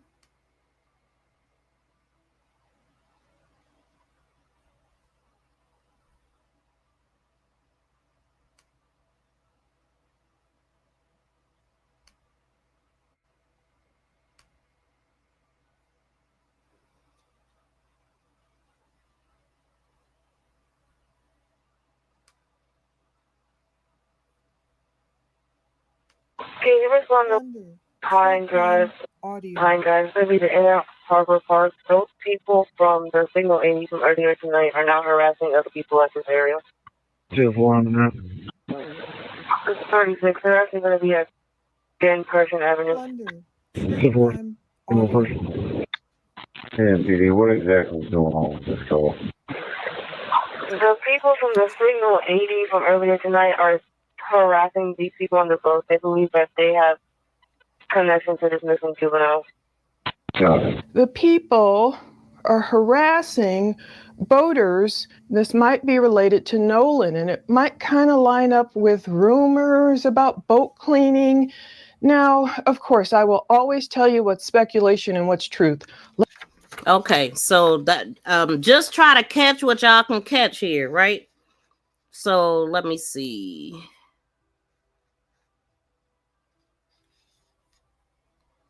Let's get to this huge timeline. Okay, Friday, July 3rd, 2026, before the trip, Nolan's mom, Christine, said he spent the night over at his friend's house. This will become important. This is this other location where his car, I believe, was parked and later retrieved. Now, Saturday, July 4th, you know, his parents, his mom called it his last hurrah. Nolan goes missing. He went on this boating trip with his friends. I'm sure they probably did this often. July 4th, that Saturday, a boat leaves the dock with Nolan, and this is vessel MI 4088BU. It departed from this El Camino Real Road residence. Now, I had that residence, I had that street name. Now y'all hear that? During when I filmed episode 1. Launched at El Camino Real. So they're talking about where the boat launched from. It launched from somebody's house. Okay, and these people are well connected. So this is the part that she's talking about right here. Ramp on the west side. We have units headed over there to check it. 10-4, thank you. You're welcome. I didn't want to say the name. Of course, I'll be very vague with a lot of stuff, and I'll redact a lot of addresses. I mean, people are already nuts. You'll see at the end, I mean, who's getting harassed and how a child had someone knock on their window. I believe it's one of Nolan's siblings. I mean, it's like people are losing their minds over this case without much evidence. So this boat left this dock. That's the beautiful home I was speaking of. I was very vague in the first video. It departed at 9:56 a.m. Saturday, July 4th. I'm sure everyone was in a great mood, partying mood, I'm sure. Departed from this beautiful $1 million home. I have a name, of course I won't say it. Perhaps this is just a friend's house of one of the boaters. Maybe it was a convenient place to dock and leave from. Now, the boat arrived at the west tip of Horn Island. We're going to hear a lot about that western tip of Horn Island at 11:14 a.m. Now, I know they got there, the group got there at 11:14 a.m. And since this was Nolan's last hurrah, I wonder, did he plan to really party it up? Did all the friends plan to, have a great time? Because I think football camp started that Monday or whatever. Did he plan to stay there the entire day? Did they plan to stay there till midnight? I don't know what the original plans were. There's a lot of unanswered questions in my mind, probably in your mind too. In my mind, I'm thinking that they was not planning on leaving as soon as they did, because it didn't make sense to just get there at 11 and leave at 3 or 4:30, whatever time we want to believe. So to me, they left because of the fight, not because of the pump and all that. I believe the pump and the or electrical issue, which we just read, that was thrown in there. That's what I believe, to cover up what happened during the fight. Okay, if that makes sense to y'all, let me know. Got there at 11:14 a.m. They were probably having a good time. I don't know, just conjecture. But I do want to know what time they planned on leaving. Some people literally, I've learned so much about Horn Island. Some people literally spend the night out there. So I'm not sure they were planning on doing that. But something went wrong with the boat. We're sinking. Can y'all please come? And is everybody on board in good health otherwise? Yeah, everybody's off the way. But Nolan was last seen that Saturday around 3 p.m. That's the last time anyone saw him, as far as we know, in terms of who's come out publicly and said anything, around 3 p.m. Now, at 4:30, that's when trouble was happening. Ashley Cole, she's a judge. Her stepson, Warren, he was one of the guys on the boat, and he was interviewed, she said, by the Jackson County Sheriff's Office. He cooperated fully. He's one of the one who said, one of the group, okay, we last saw Nolan around 3 p.m. on July 4th. Now, this group that Nolan came in with, they left around 4:30, 4:31 to be specific, now that we're getting this info from the Mississippi Department of Marine Resources. The people I sent a $50 check to and spent $111 to UPS it overnight, and I see it's been received 5 hours ago, so I'm a little bit heated. I just sent a follow-up email like, can you give me... I don't believe the water was taken. I mean, I don't believe the boat was taken on water. I believe that's just what they said to cover their ass. So, I see what you're saying in the chat, though. But I just personally, I ain't buying it, okay? Because it's just, too many efforts to try to cover something up. Thank you, BFF. She said the audio is good. I just happen to look here and just find out. Thank you, Janet Jackson in the building. Shout out to Janet Jackson. Okay, let me go here.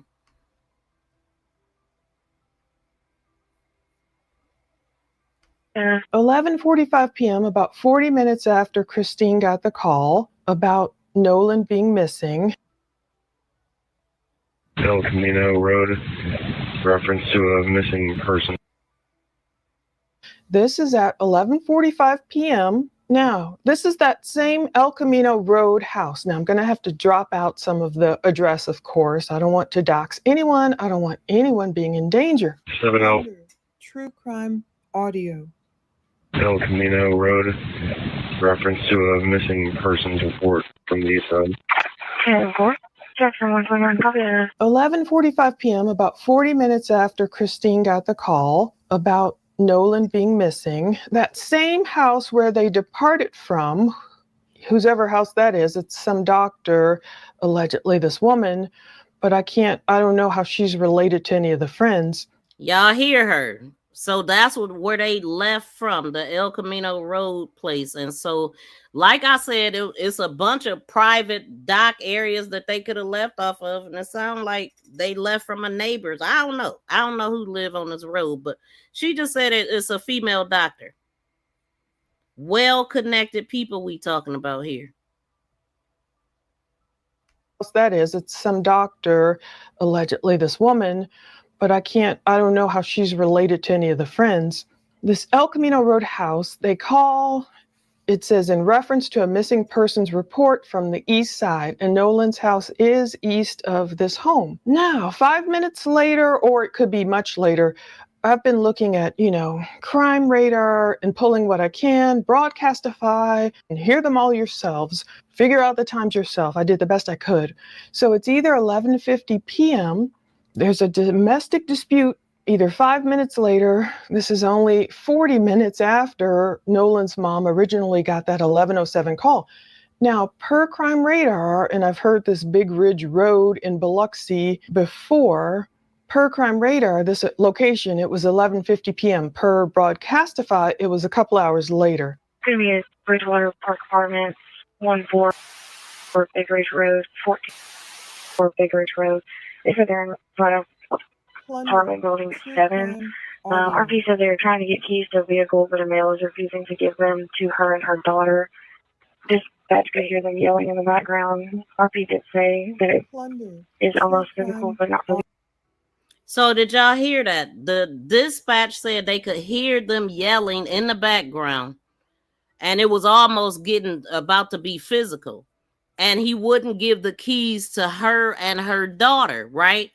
So that made me think about the father when he spoke about the keys, saying that it was people. He said it was people there already when he got there, but he said it was kids. Like it was, he was trying to calm them down and all that.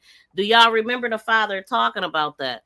So, when they spoke about it, as a matter of fact, it was on the NAN. I think it was on Spike Lee's at his place where they were standing in front of that black thing, NAN or something. I think it said.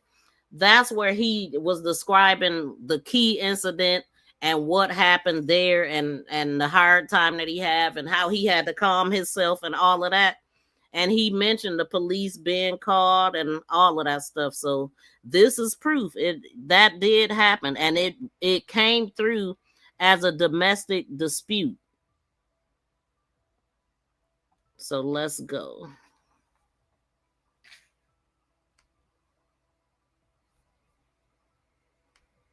They said they're in front of apartment building 7.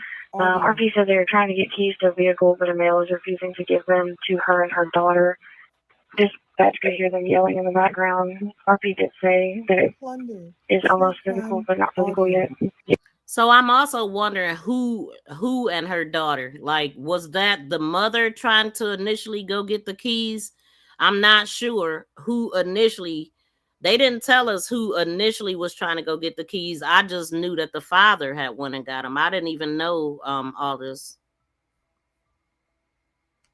Dispatch could hear them yelling in the background. RP did say that it is almost physical, but not physical yet. 1042 apartment building 7. 10-4. 10-4, Station 2 to 30, are you 43? 43, I'm getting tired. 10-4. 129, Jack. Show me at 23 at Bridgewater. 10-4.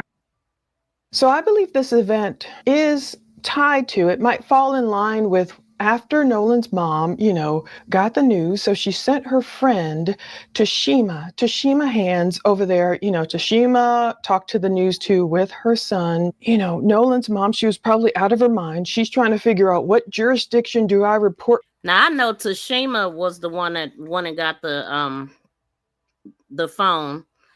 And so I'm really not sure. Maybe the mother was trying to get him herself at first and then had to call her husband over there. But it was also some young kids over there upset. So, okay, mom calling this. Hold on, let's see.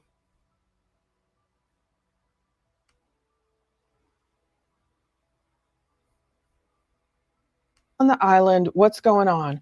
Did Nolan's keys, were his keys and his phone in the same place? And if so, okay, she is sending her friend, go over there, get my son's keys. Now, Tashima mentions going to some house, but this dispatch audio speaks of an apartment. So I don't know for sure 100% if this is related. But where was the phone?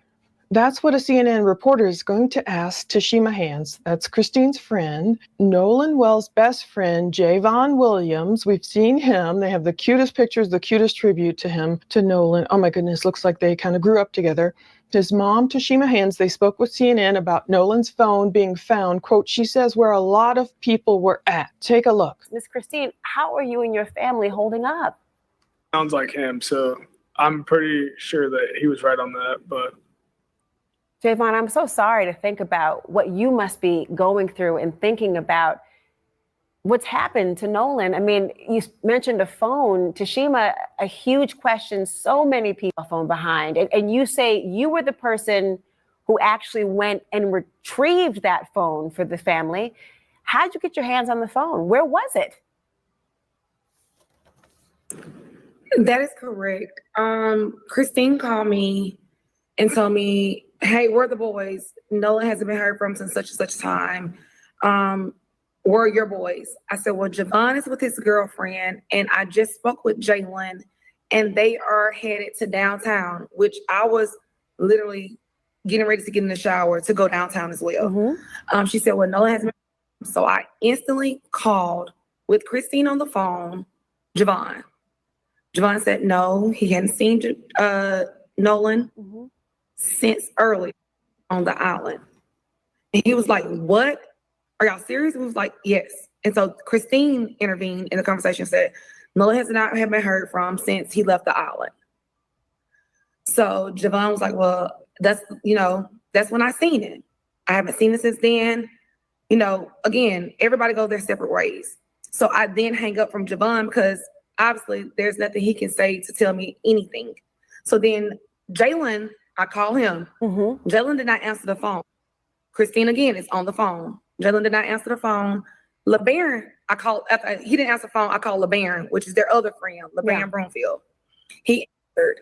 He said, Jalen is in the gas station. Okay, we are now at Sunday, July 5th, 2026, because the search for Nolan is continuing, but slowly, albeit slowly. This is the first time I hear Nolan's mom reportedly reporting him missing because it's rolled after midnight now. Jackson 208. Thunder, true crime audio. 419, can you meet the RP at the McDonald's in front of the Ocean Springs Walmart? She's going to be in a white Volkswagen Atlas. Needs to report her 18-year-old son, Nolan Wells, missing that Thunder, true at crime 3 audio. on Horn Island. 10-4. I'm out here at Marshall Park. 10-4. So, 152 to 33. Do you need me to come out there? Negative. 10-4. See, I'm clearing out Marshall Park. There's multiple people sleeping out here. Plunder, true crime audio. 10-4. Needs to report her 18-year-old son, Nolan Wells, is missing. Last seen at 3 on Horn Island. No wonder I missed that. The audio is so crappy. It was 12:23 a.m. Central Time, per the Jackson, Mississippi Law Dispatch. Now, I suspect, although I haven't seen or can get the records, hopefully we'll get them. Somehow other places can get records, but I suspect Nolan's mom, perhaps she contacted Ocean Springs Police first, or... Okay, so let's go back to that where the mom was calling, and you so it sounds like Nolan he drove a white Volkswagen Atlas. Let's go here. Thunder, true crime audio. 419, can you meet the RP at the McDonald's in front of the Ocean Springs Walmart? She's going to be in a white Volkswagen Atlas. Needs to report her 18-year-old son, Nolan Wells, missing that Thunder, true at crime 3 audio. on Horn Island. Oh no, she's gonna be in a act. She was in that type of car. She was just letting them know. So time I heard Nolan's mom. Wait a minute, let me see. Let's play that again. Thunder, true crime audio. 419, can you meet the RP at the McDonald's in front of the Ocean Springs Walmart? She's going to be in a white Volkswagen Atlas. Needs to report her 18-year-old son, Nolan Wells, missing that Thunder, true at crime 3 audio. on Horn Island. 10-4. I'm out here at Marshall Park. 10-4. So, 152 to 33. Do you need me to come out there? Negative. 10-4. See, I'm clearing out Marshall Park. There's multiple people sleeping out here. Plunder, true crime audio. 10-4. Needs to report her 18-year-old son, Nolan Wells, is missing. Last seen at 3 on Horn Island. No wonder I missed that. The audio is so crappy. It was 12:23 a.m. Central Time, per the Jackson, Mississippi Law Dispatch. Now, I suspect, although I haven't seen or can get the records, hopefully we'll get them. Somehow other places. Can you respond to Pine Drive? Pine Drive, maybe the In-Out Harbor Park. Those people. So right now is July 5th, 2026 at 2:54.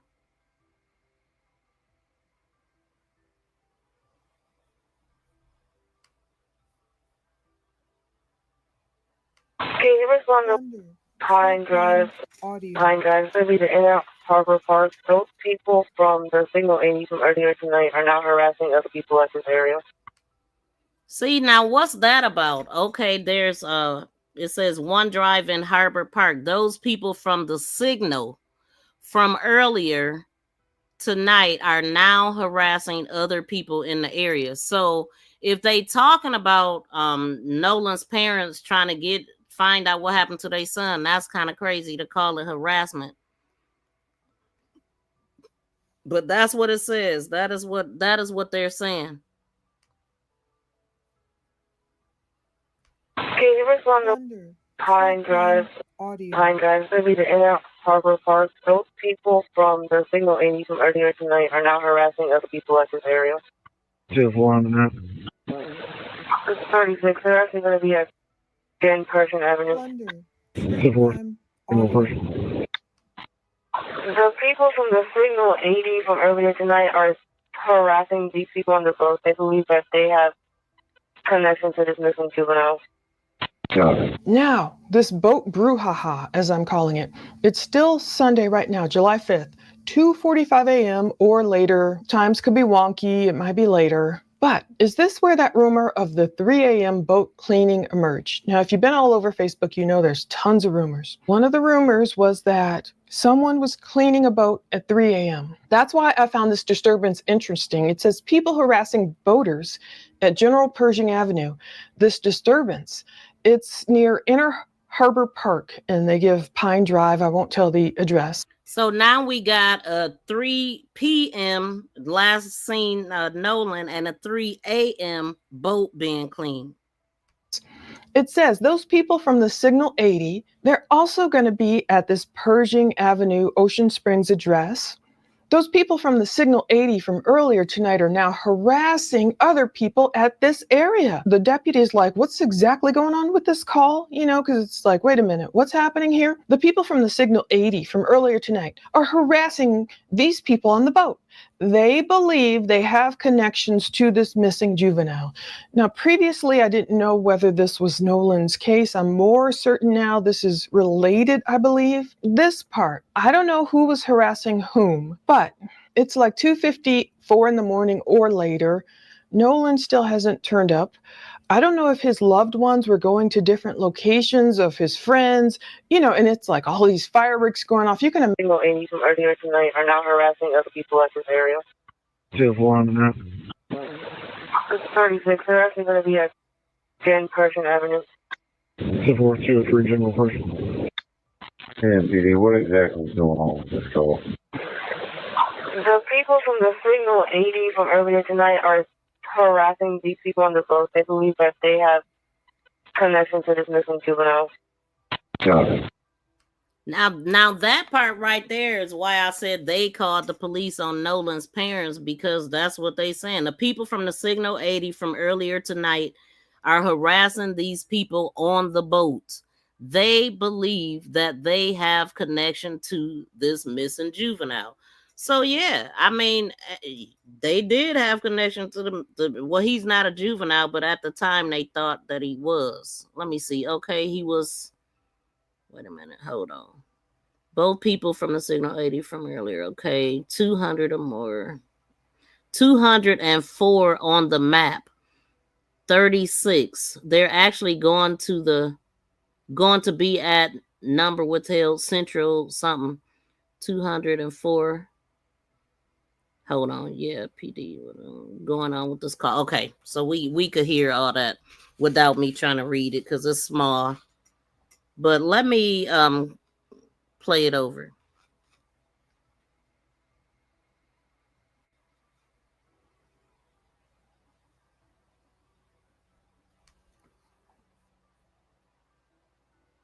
Signal 80 from earlier tonight are now harassing other people at this area.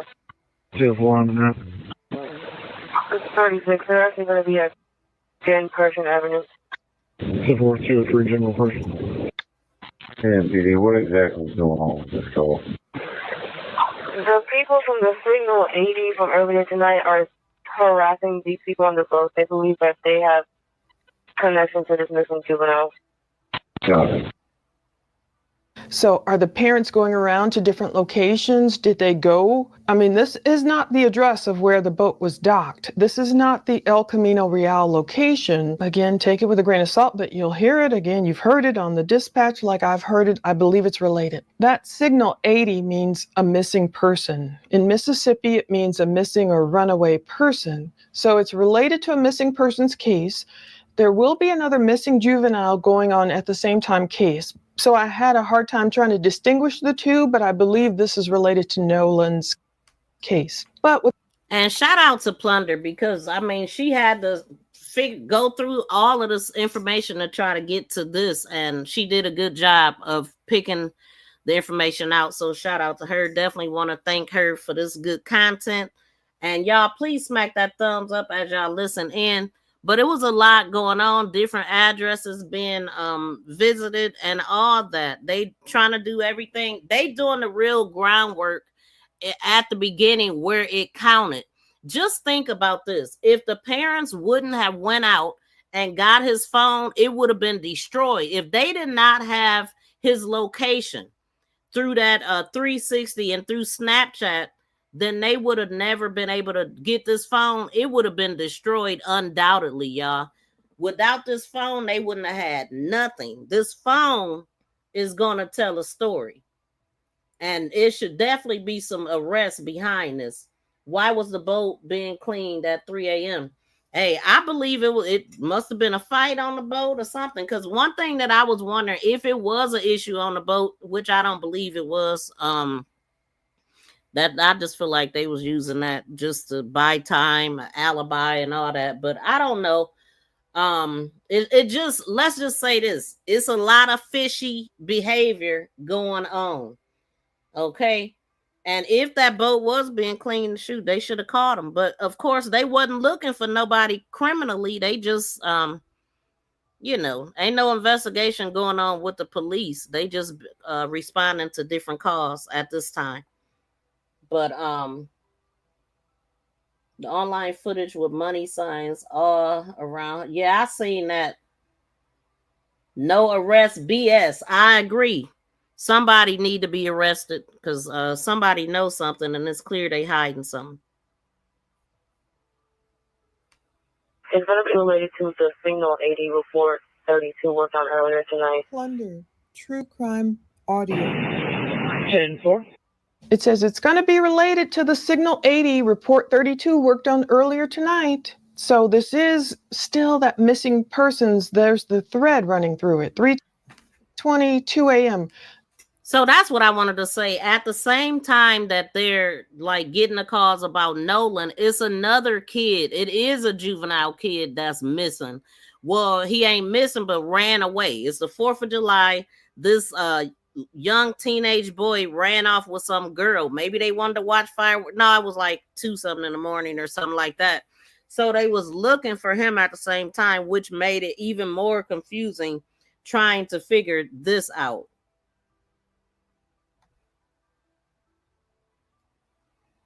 Come on now. I know I can get 177 thumbs up. I got 57 thumbs up right now. Y'all hit the thumbs up, man. Hit the like button. All you got to do is double tap the screen to get the likes up. It's still 177 people in here, so please smack that thumbs up. It's free, y'all. It is free, and much support to the content creator. It's necessary to hit that like button, and I'll give y'all a few minutes to get that hit. Let me see what y'all saying. Like what? Let me see. Taking time to. That's what I believe. It was a fight, and that bilge pump got broke, causing the boat to take on water. Exactly. If the boat was taking on water, I believe that's what caused it. Somebody might have kicked it or whatever. You know what I'm saying? And because they put it back in the water. I do believe I read that the other day that they put it back in the water after that. They was gone, went a few miles up the road, and then came back and put it back in the water and did something at fort somewhere, right? So make it make sense. And then I never believe anything was wrong with the boat. I believe they use it as a cover up. Okay, so we all on the same page, like when it comes to that. And thank you for the few people that have hit the thumbs up, but I'm really waiting to get the thumbs up. We got 158 in the building, and we need 158 likes. I mean, I deserve way more than that because there's a lot of people coming through here right now. Shout out to 755 in the building. How you doing, fam? I got 3 moderators in the building. Good seeing y'all up in here. I never believe anything was wrong. Okay, I read that.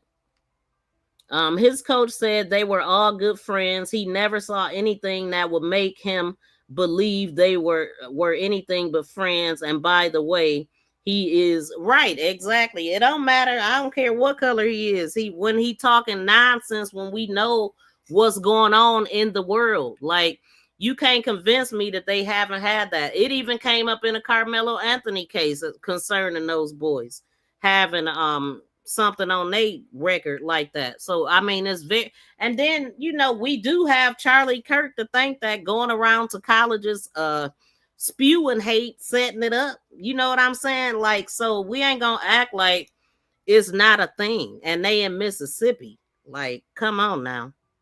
Thank y'all for the 73 likes. We want 146 likes. So please hit that like button for everybody that's listening in.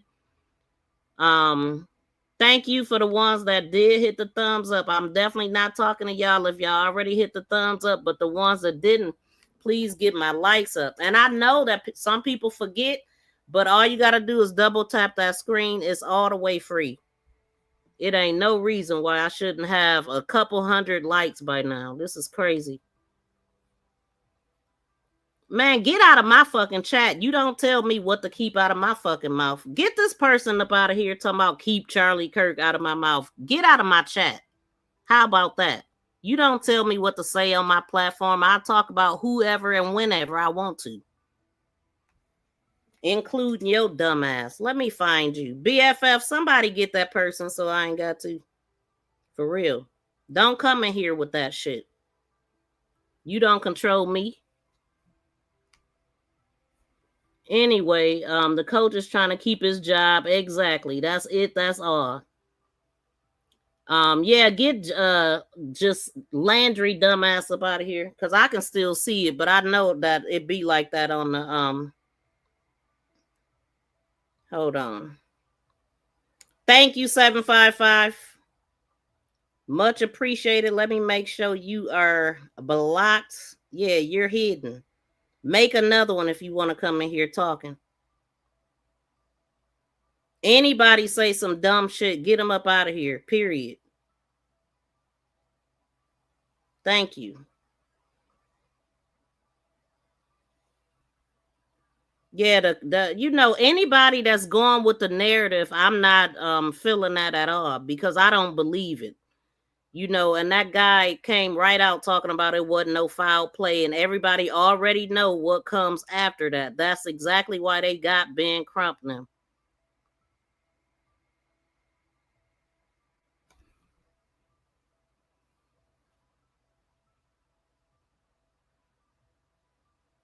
So we got 143. We still need the thumbs up. I'm going to give y'all a few minutes to hit the like button.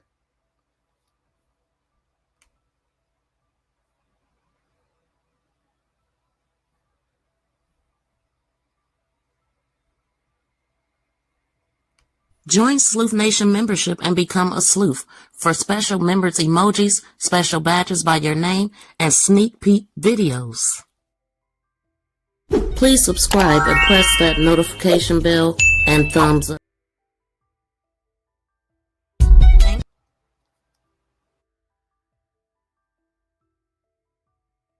Thank you for sharing. Thank you for sharing. Thank you for sharing. For sharing. For sharing. For sharing me. Thank you for so much.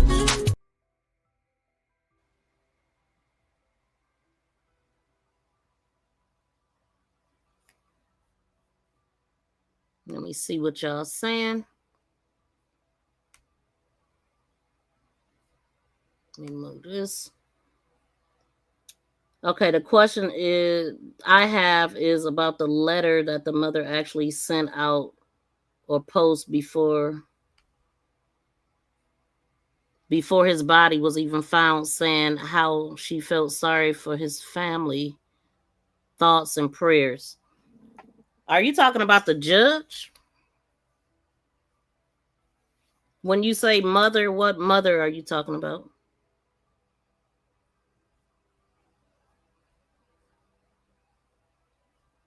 We did. Please a thumbs up, everyone. Okay. It ain't hard at all.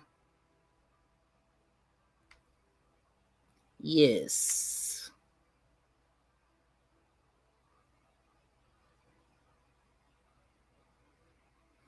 And Brandy, get Brandy up out of here too. So Bud heard about Charlie Kirk, who was spewing hate at colleges. Get the hell out of here with that dumb shit. Seriously. Yeah, I blocked him. Okay, thank you.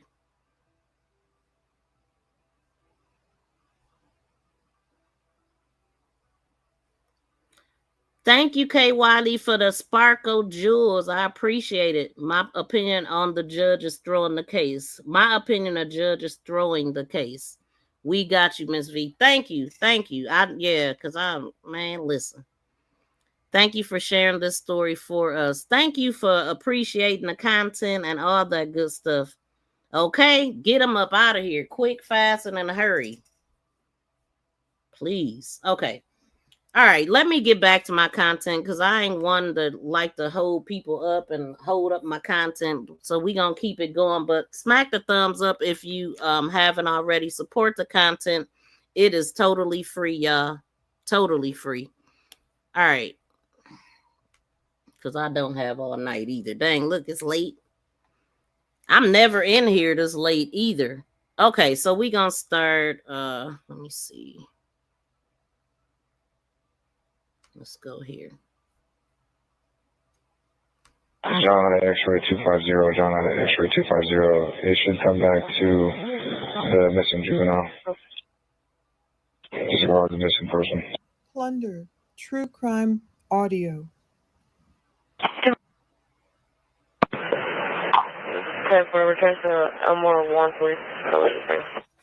It should come back to the missing juvenile. He says he goes disregard the missing person. 10-4, it returns to Elmore Wansley, Ocean Springs. So that is definitely Nolan's dad.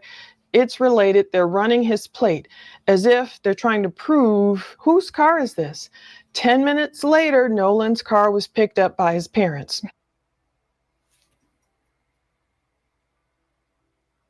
32. Has the missing person been recovered? Negative. Okay, so right now it says Sunday, July 5th at 3:25 a.m. And that's one of the things that I wondered in my last live stream, like what time did they pick up his car? Because we had to remember they waited till the day was over to tell her 11:07 at night, and then she was able to report him missing by midnight, and then trying to retrieve all of his stuff. Like this was all night. This was all overnight when they were doing all of this stuff, and they were being accused of harassing people, but they got a missing son who turned up dead, and they get called. Police get called for harassment. That's crazy. And they had the shit. You know what I'm saying? Y'all actually had the stuff they was looking for, taking your time, bringing it out, and then mad because they spazzing out. Like his car is there. Where's the keys?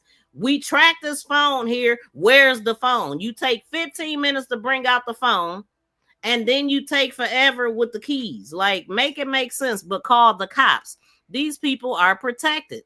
That's why they calling the cops.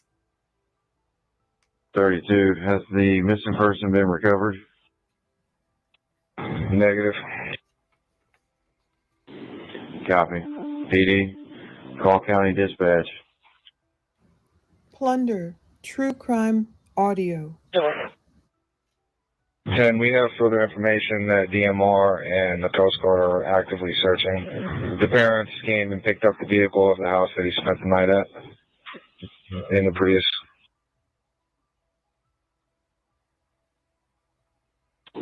Yeah.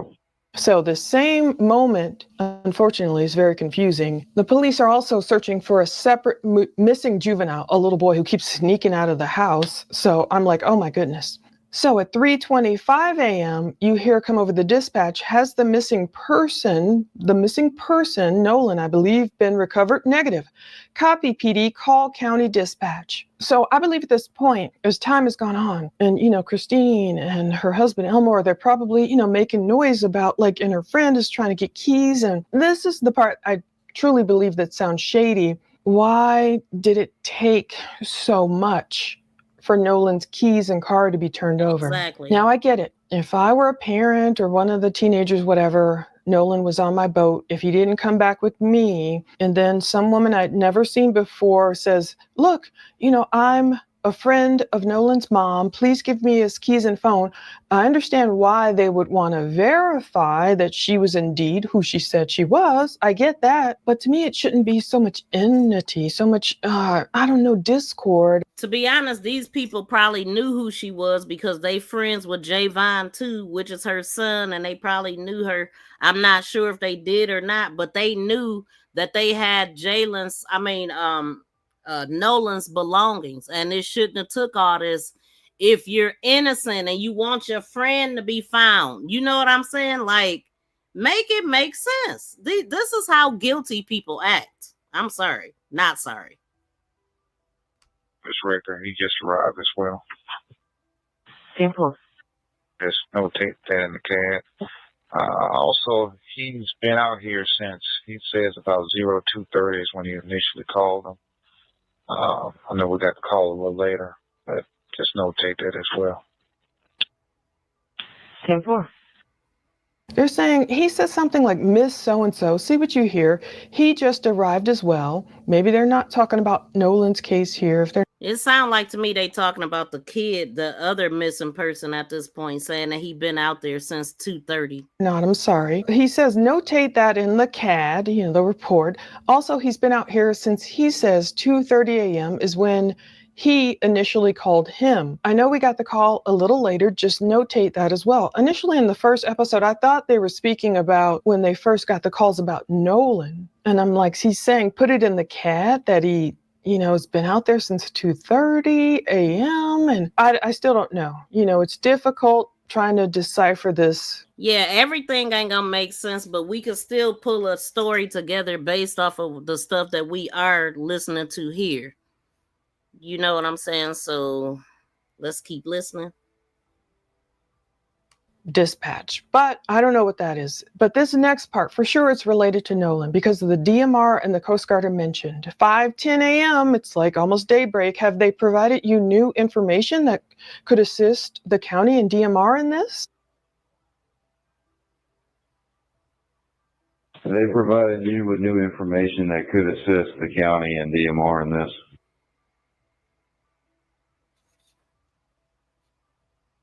Now, by 7 a.m., finally, Jackson, show myself in 15 on the water. So I know a lot of times they wait till daybreak. 151 Jackson. Oscar, my bad.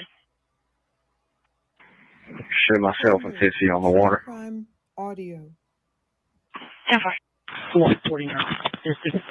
Go ahead. Hey, just make sure y'all update with dispatch on the boat and who's in the boat with you there. Well, they waited, I guess, till daybreak to say, okay, Nolan hasn't turned up anywhere. They're out on the water. And then it's like, hey, just make sure y'all update dispatch with who's on the boat, who's with you. Then by 17 a.m., Nolan's mom is posting to Facebook, there are no updates. Nolan is still missing. Please, if you're a praying person, please pray he is found alive, safe, and unharmed. Now another hour or so passes. It's like 8:15 a.m. We've got word that, 10-8 is on the water. That means in service, en route to the west end of the Horn Island. So 149 Jackson. 10-8 on the water en route to the west end of Horn.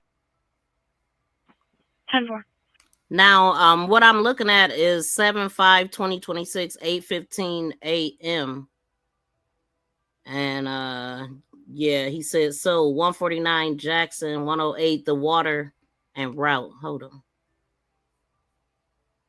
To the west end of the Horn Island. So 149 Jackson, tornado on the water and route to the west end of Horn. 10-4. So someone's on the water around 7 a.m. and then someone else, perhaps a different deputy, is en route to Horn Island. And by 8:45, half an hour later, they arrived on scene. 149 Jackson. Yeah. 23 on the western tip of Horn Island. 10-4. Now, another hour later, it's still Sunday, 9:45 a.m. Who's he trying to call? Any of y'all boat units? I just sent y'all a picture that was apparently sent to the mother. 20, who's he trying to call? Any of y'all boat units. I just sent y'all a picture that was apparently sent to the mother. He was seen around that location by somebody that knows him about 4:30. The boat that he was supposedly on when he arrived, they left about 3. So you may want to check that photo. Wait a minute now. Hold on. So, hold on.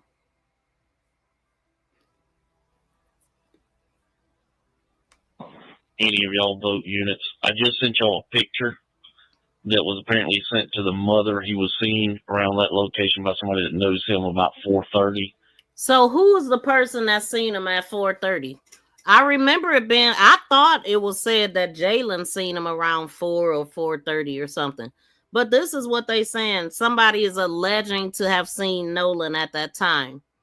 And that's the same time that they allegedly left. The boat took off at 4:31 or something like that, right? That is what they're saying. So who is that person? About 4:30. The boat that he was supposedly on when he arrived, they left about. Any of y'all boat units. I just sent y'all a picture that was apparently sent to the mother. He was seen around that location by somebody that knows him about 4:30. The boat that he was supposedly on when he arrived, they left about 3. So you may want to check that photo. He was seen around that location by somebody that knows him about. 20, who's he trying to call? Any of y'all boat units. I just sent y'all a picture that was apparently sent to the mother. He was seen around that location by somebody that knows him about 4:30.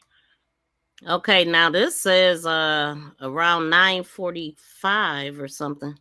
Hold on. The boat that he was supposedly on when he arrived, they left about 3. So you may want to check that photo. So we do remember hearing that the female that sent the mother the picture, sent it because number one, she took the picture, and 2, she said that she wanted her to get his clothing right because he actually had on blue instead of black, like they had told her. So they lied to the mother about what he was even wearing, and because he stayed over to his friend's house, she didn't see him off that day either, which gotta be hard for her.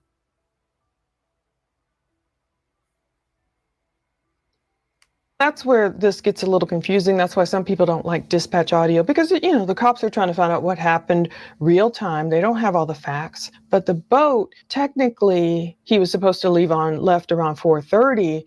Nolan was last seen at 3 p.m. So he was getting his times a little flipped. But he said, check this photo that Christina sent, basically. Now, that time actually was said, though, that somebody seen him at 4 or after 4.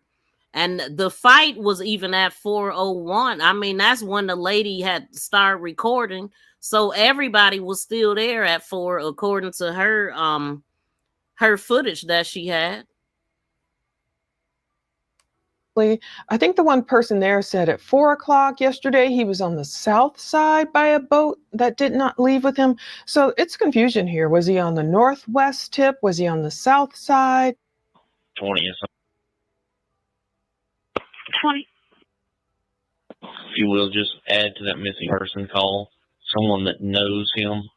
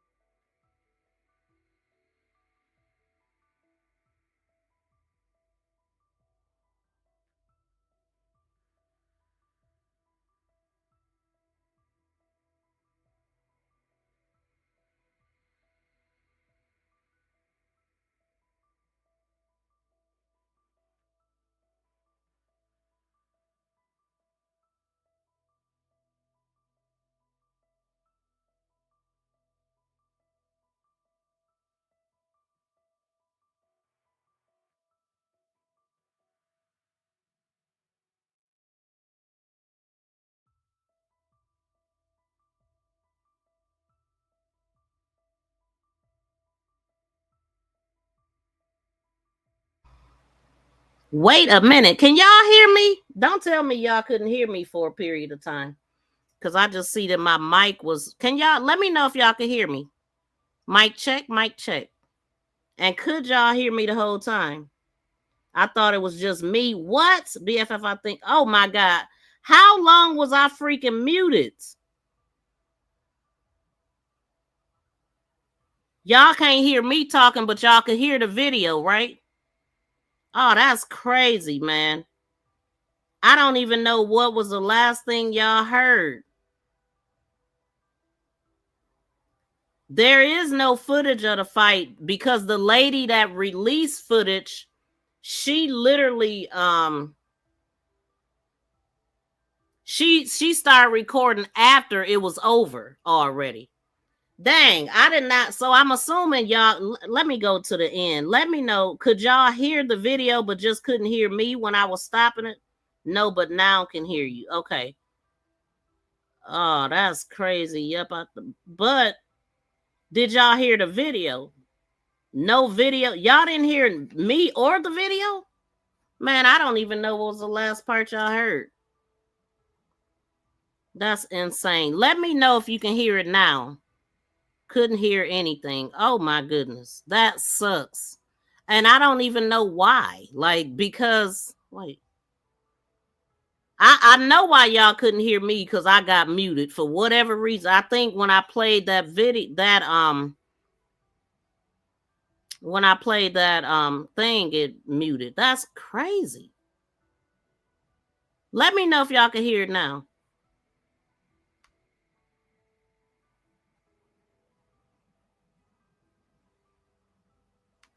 Can y'all hear that?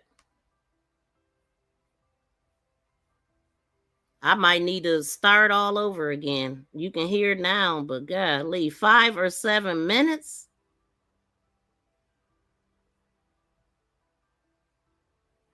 Wait, BFF, you... Oh, somebody... BFF, you can't hear it? Let me see if I could hear it on my end, because I...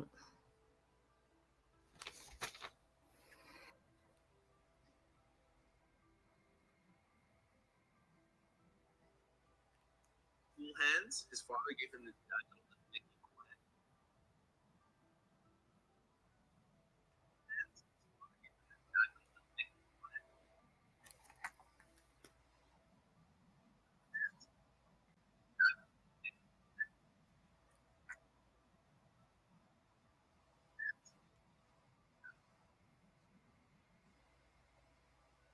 Mm-mm.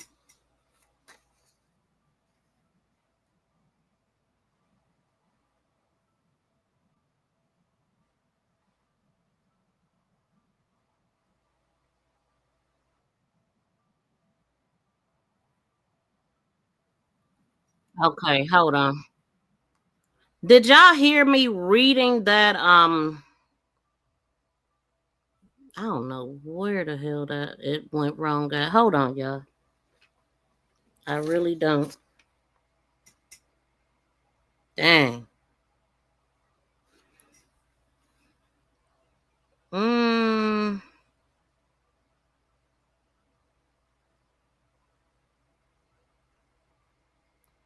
Hold on, let me go back here.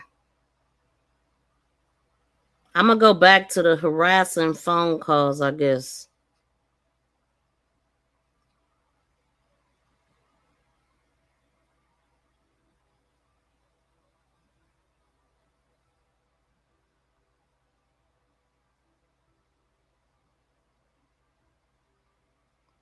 And thank y'all for being patient and still being here, even though y'all couldn't hear nothing for 5 to 7 minutes. That's insane. And I don't even have my have it put up where I can see on my other phone. So I probably would have found out sooner if it wasn't for that. But okay, let's get back into it.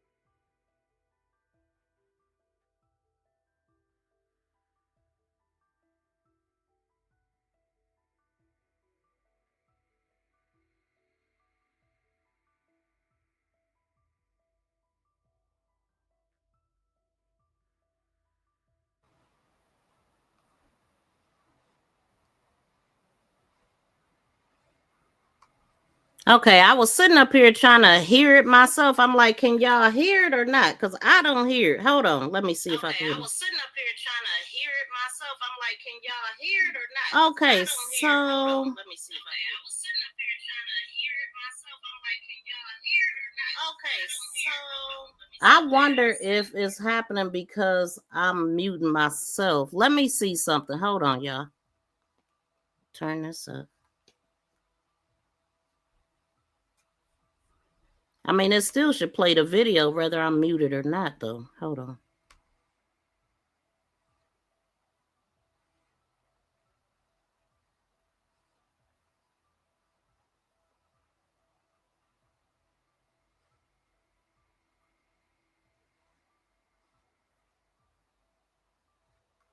So I don't hear the video. Mic check. Can't hear anything again. Okay, let me try taking it down and putting it back up. Maybe that'll help. That's insane. Let's see.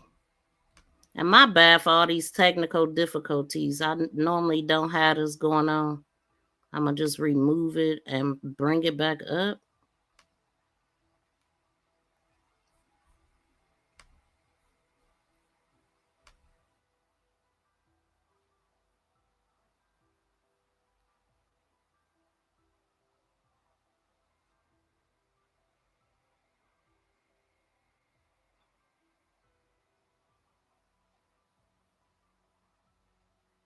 Okay, and I don't hear it, so there's something going on. I don't know what it is, y'all. It's tripping.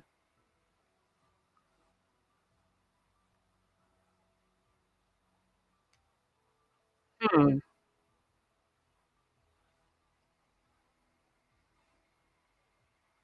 Let me see something else.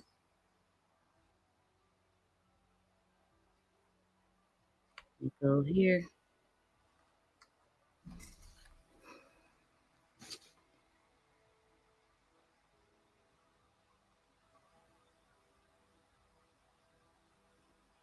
Yeah, shout out to y'all. Shout out to everybody that hit the thumbs up too. Let me try something else.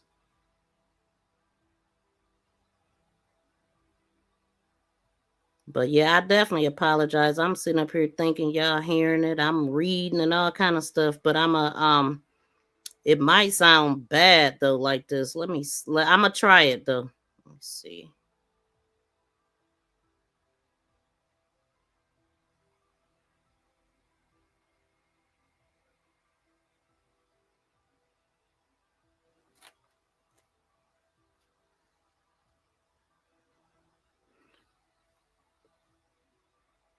Video. Crime Radar app says at 4:26 a.m. Eastern time, so that's of course 3:26 a.m. Central time. It has the wrong wording. It says missing person search update. Subject has not recovered. DMAR. Y'all can hear that, right? Let me see. Now let me come over here.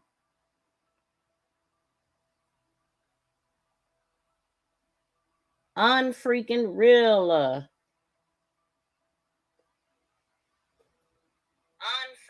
Okay, y'all can't hear me. All right. Sucks. Okay. All right. All right, let me try this just because we almost done, or maybe I need to come back another day since it's acting so stupid right now. That's so frustrating because I don't know what y'all heard last. But like I did before, I'm gonna go back to the harassment part of it and just try to go through it a little bit faster. Cause I don't have all night. Like we up late right now. Hold on.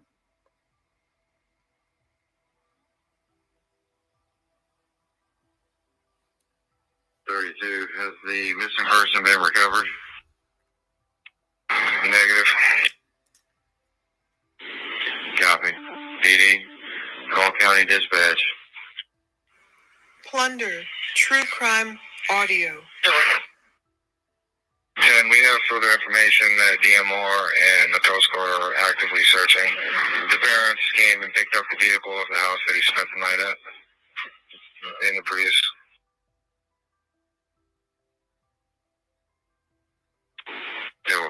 So the same moment, unfortunately, is very confusing. The police are also searching for a separate missing juvenile, a little boy who keeps sneaking out of the house. So I'm like, oh my goodness.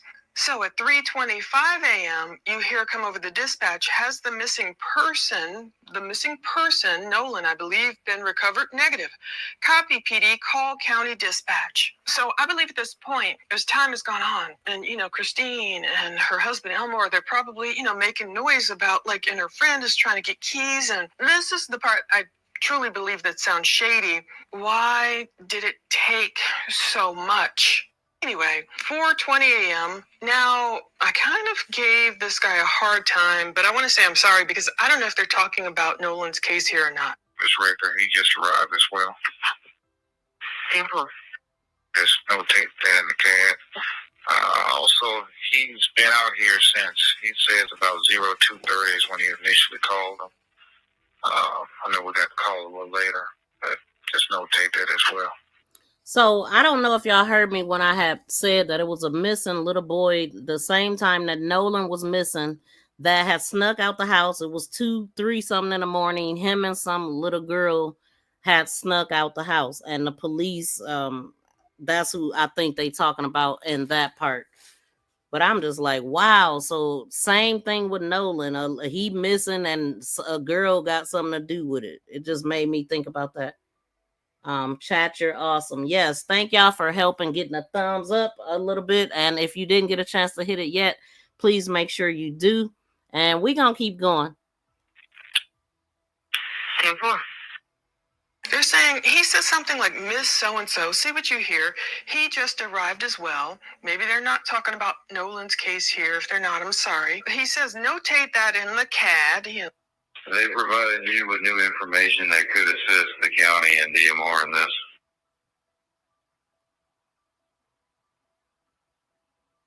Now, by 7 a.m., finally, Jackson, show myself in 15 on the water. So I know a lot of times they wait till daybreak. Jackson. Oscar, my God. Show myself in 15 on the water. Crime audio. 149. Go ahead.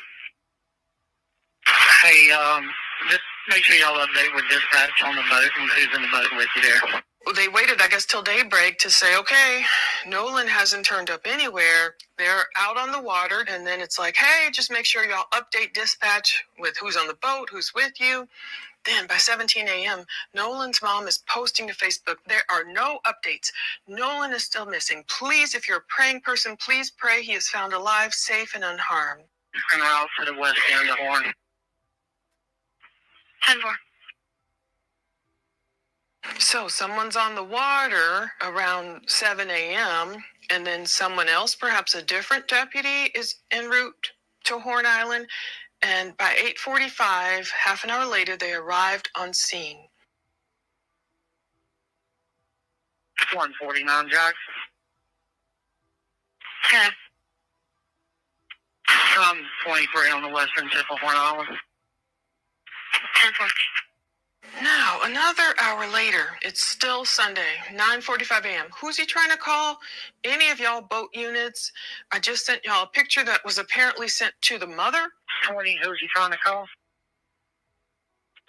Any of y'all boat units. I just sent y'all a picture that was apparently sent to the mother. He was seen around that location by somebody that knows him about 4:30.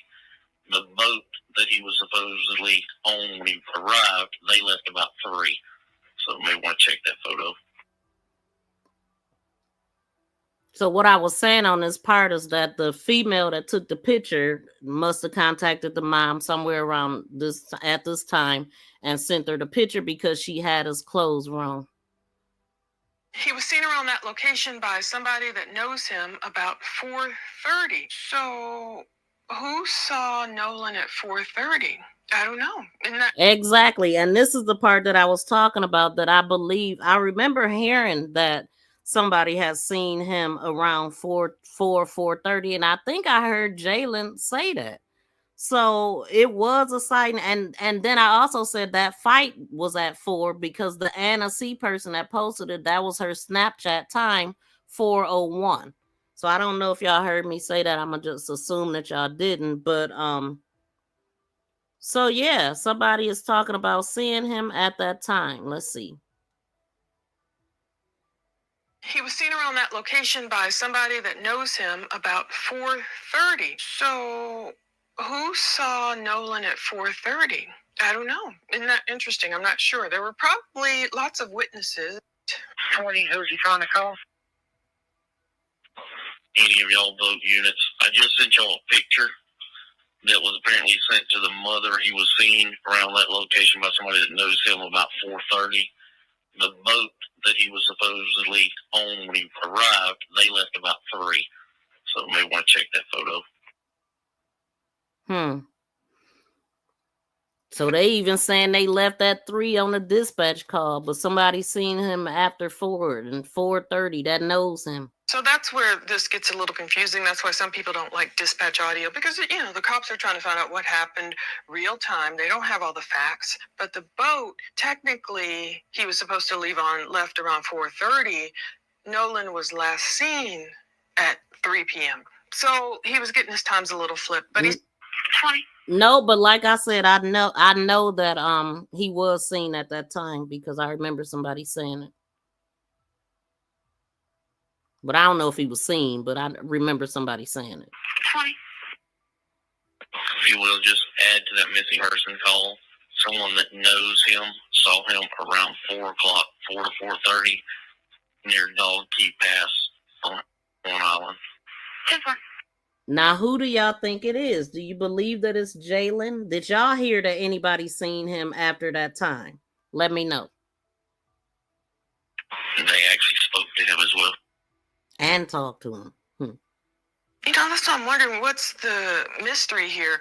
Did he go hang out with Katie? Did he want to be somewhere Not kind of at obscure? all. The eastern tip of I don't Ship believe it. Island. I was thinking, it's very popular and everything, but it says dangerous rip current. Katie has contacted me. We're currently at Horn Island, so she was there. I don't blame her for being there.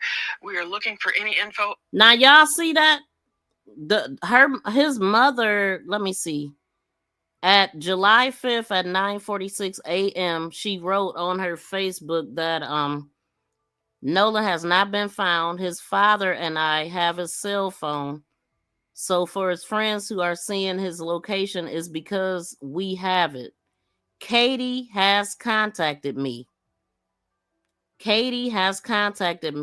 We are currently at Horn Island. Now, I don't know if she's saying Katie at Horn Island too, but she did say Katie has contacted me. She could just be saying that, and then separately, we are currently at Horn Island. We are looking for any information other than what we already know. Please PM me if you have any additional information. And I already said Jalen was there on the scene when he was found. Oh, this is what I was reading. Let's see. This is the update from the Coast Guards. It says Coast Guard corrects themselves, saying they did receive a call from a friend of Nolan Wells on the 4th of July. Petty Officer Cheyenne with the U.S. Coast Guard's Heartland District originally emailed me saying they did not receive word of Wells' disappearance until 12:26 p.m. on July 5th, when the Jackson County Sheriff's Department reached out for assistance. Today, at 11:48 a.m., Cheyenne has reached back out to say that was not the first time the Coast Guards was contacted. So why is that a confusion? Okay, and then it says the email reads, it has been confirmed that a friend of the teen contacted the Coast Guards on the night of July 4th at around 11. However, the Jackson County Sheriff's Office is the lead agency, and Coast Guard assistance was not requested until 12:26 p.m. So, I mean, it's like, so they could just add and subtract things as they wanted to, because initially they said they did not get a call about it, and now they saying that they did. So they'd rather it look like they just got a call and didn't go out on the call than to say that a person didn't call at all. I really don't know, man, but I just feel like that's shady in itself, right? That's shady in itself. Like, why was that a confusion? It's too many confusing things in this case. Y'all, please smack the thumbs up as you come into the building. Yeah. So Cheyenne also stated at the time of the initial notification, there was no Coast Guard assistance requested. That makes no sense. I would love to hear the call. What did he say? Because if he called and said my friend is missing, then they should have went looking for him. And then another thing I said is the United Cajun Navy, they had mentioned that the Coast Guards was out there that night because they were looking around, making sure everybody had left. It wasn't nobody still there, making sure it wasn't nobody, because you're not supposed to stay overnight. But we know the father said when they got out there, Nolan could have got help, or people would have seen him, because it was actually a couple boats out there chilling all night. Remember, he said that in the NAA hearing, press conference that they had.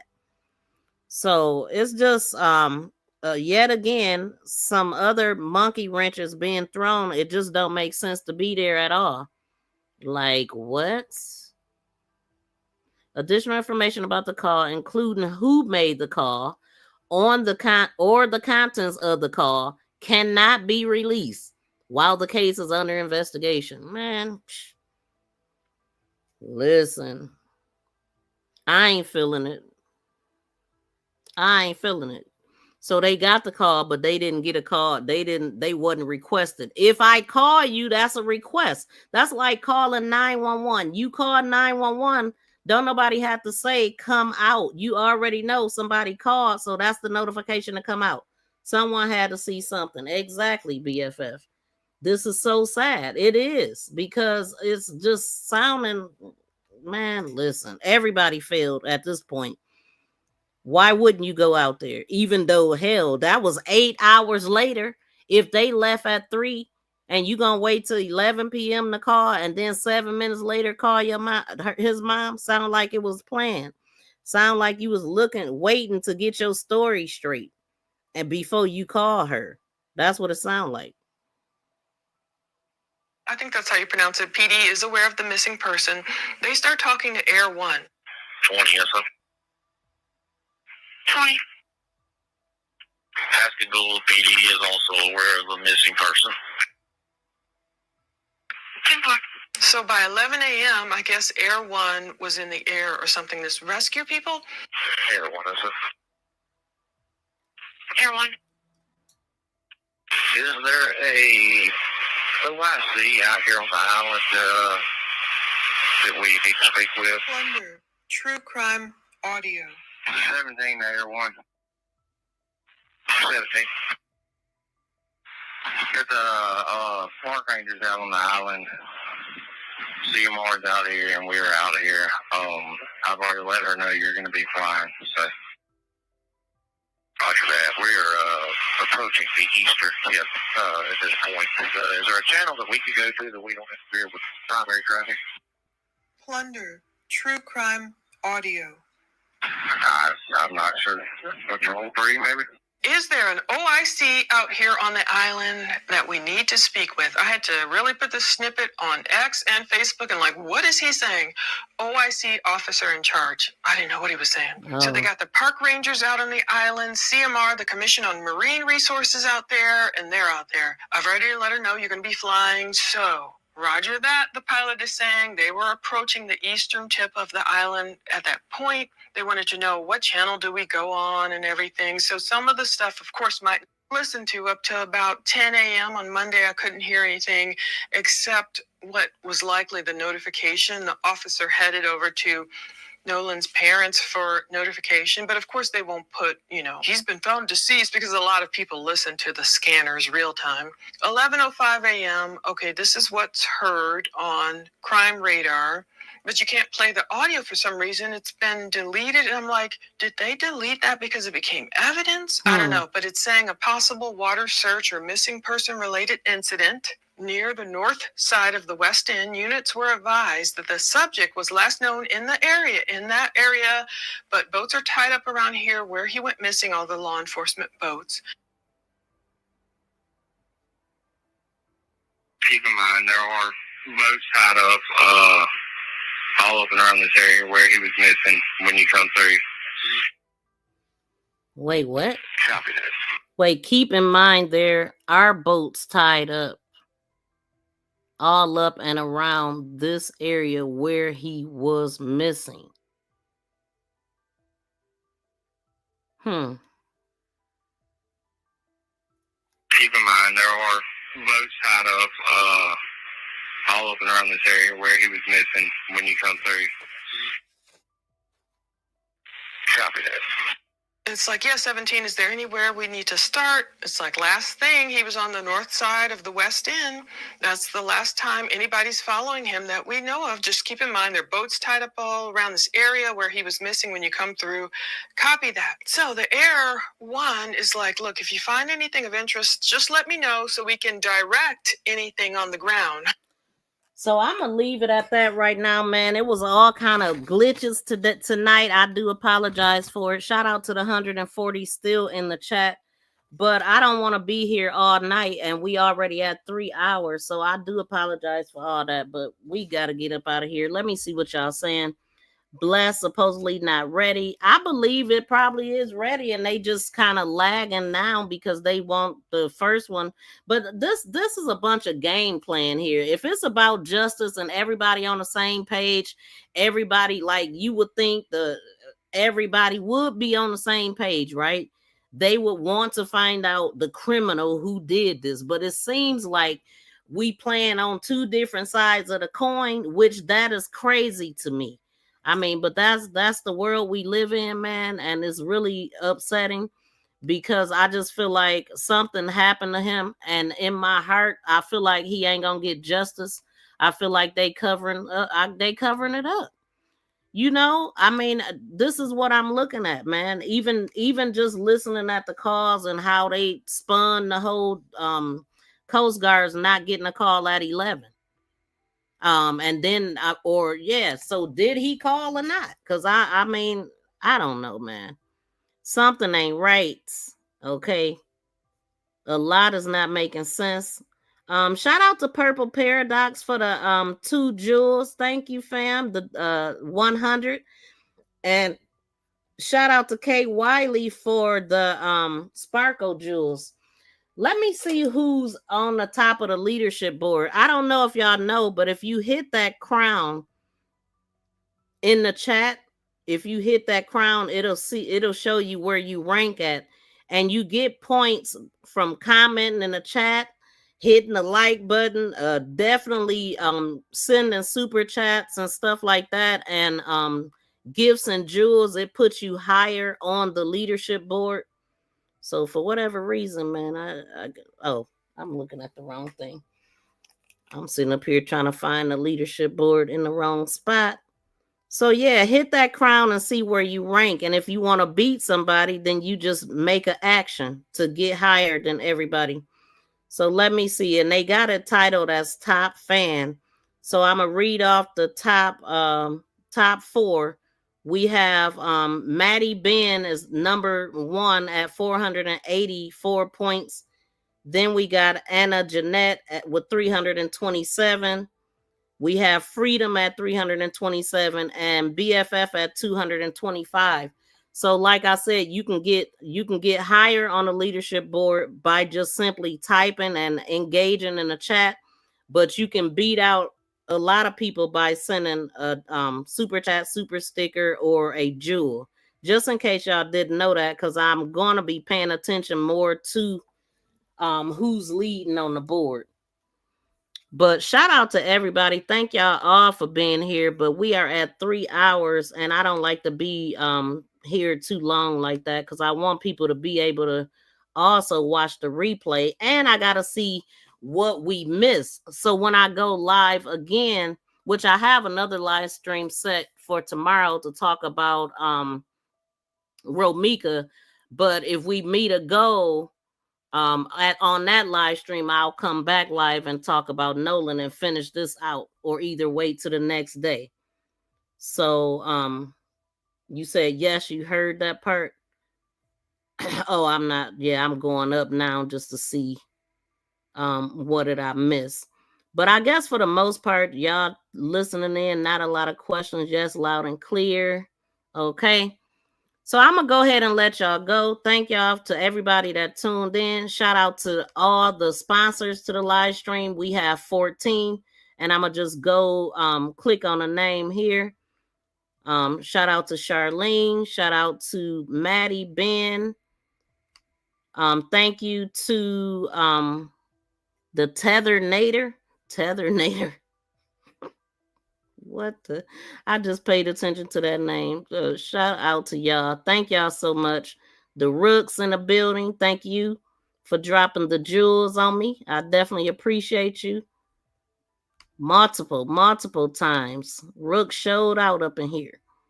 Shout out to Freedom and Jeanette, and I'm probably saying that wrong. Tut, Purple Paradox, Kay Wiley, and Blessed. Always. Thank you so much. She just gave 100 two jewels on the 100. So thank y'all so much. I definitely appreciate y'all, and hopefully I'll see y'all in the next live stream. If you're not subscribed, please do, and go ahead and set all notifications. As a matter of fact, when this one ends, the next one is gonna pop up. But man, listen, it's a lot that need to be corrected in this case. These people is just all the way out of pocket. Just what I'm looking at, when it's a bunch of confusion, it's some lies and deception and cover up in there. I see it already, and it's messed up. It starts with no foul play. You know, it pretty much start when they say that. You big dummy.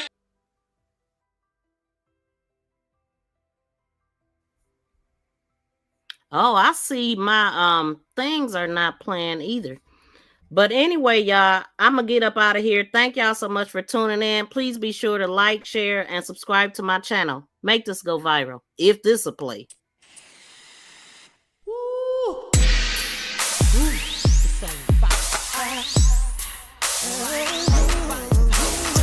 Shout out to 755 Media and Shandy Cheap Music.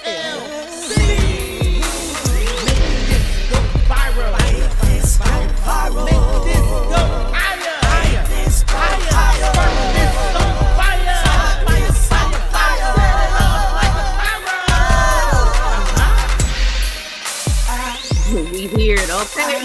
Thank you. Dropping them good members emojis, I see you.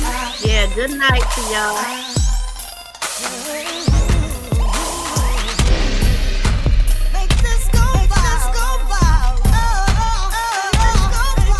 We got an idiot in the chat.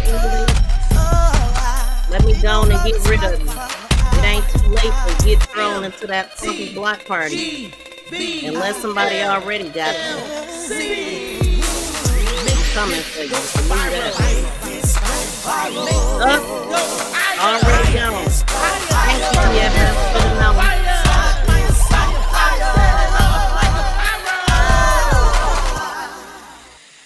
Yeah, I got time, cuz. We got time. But peace and love, y'all. We out.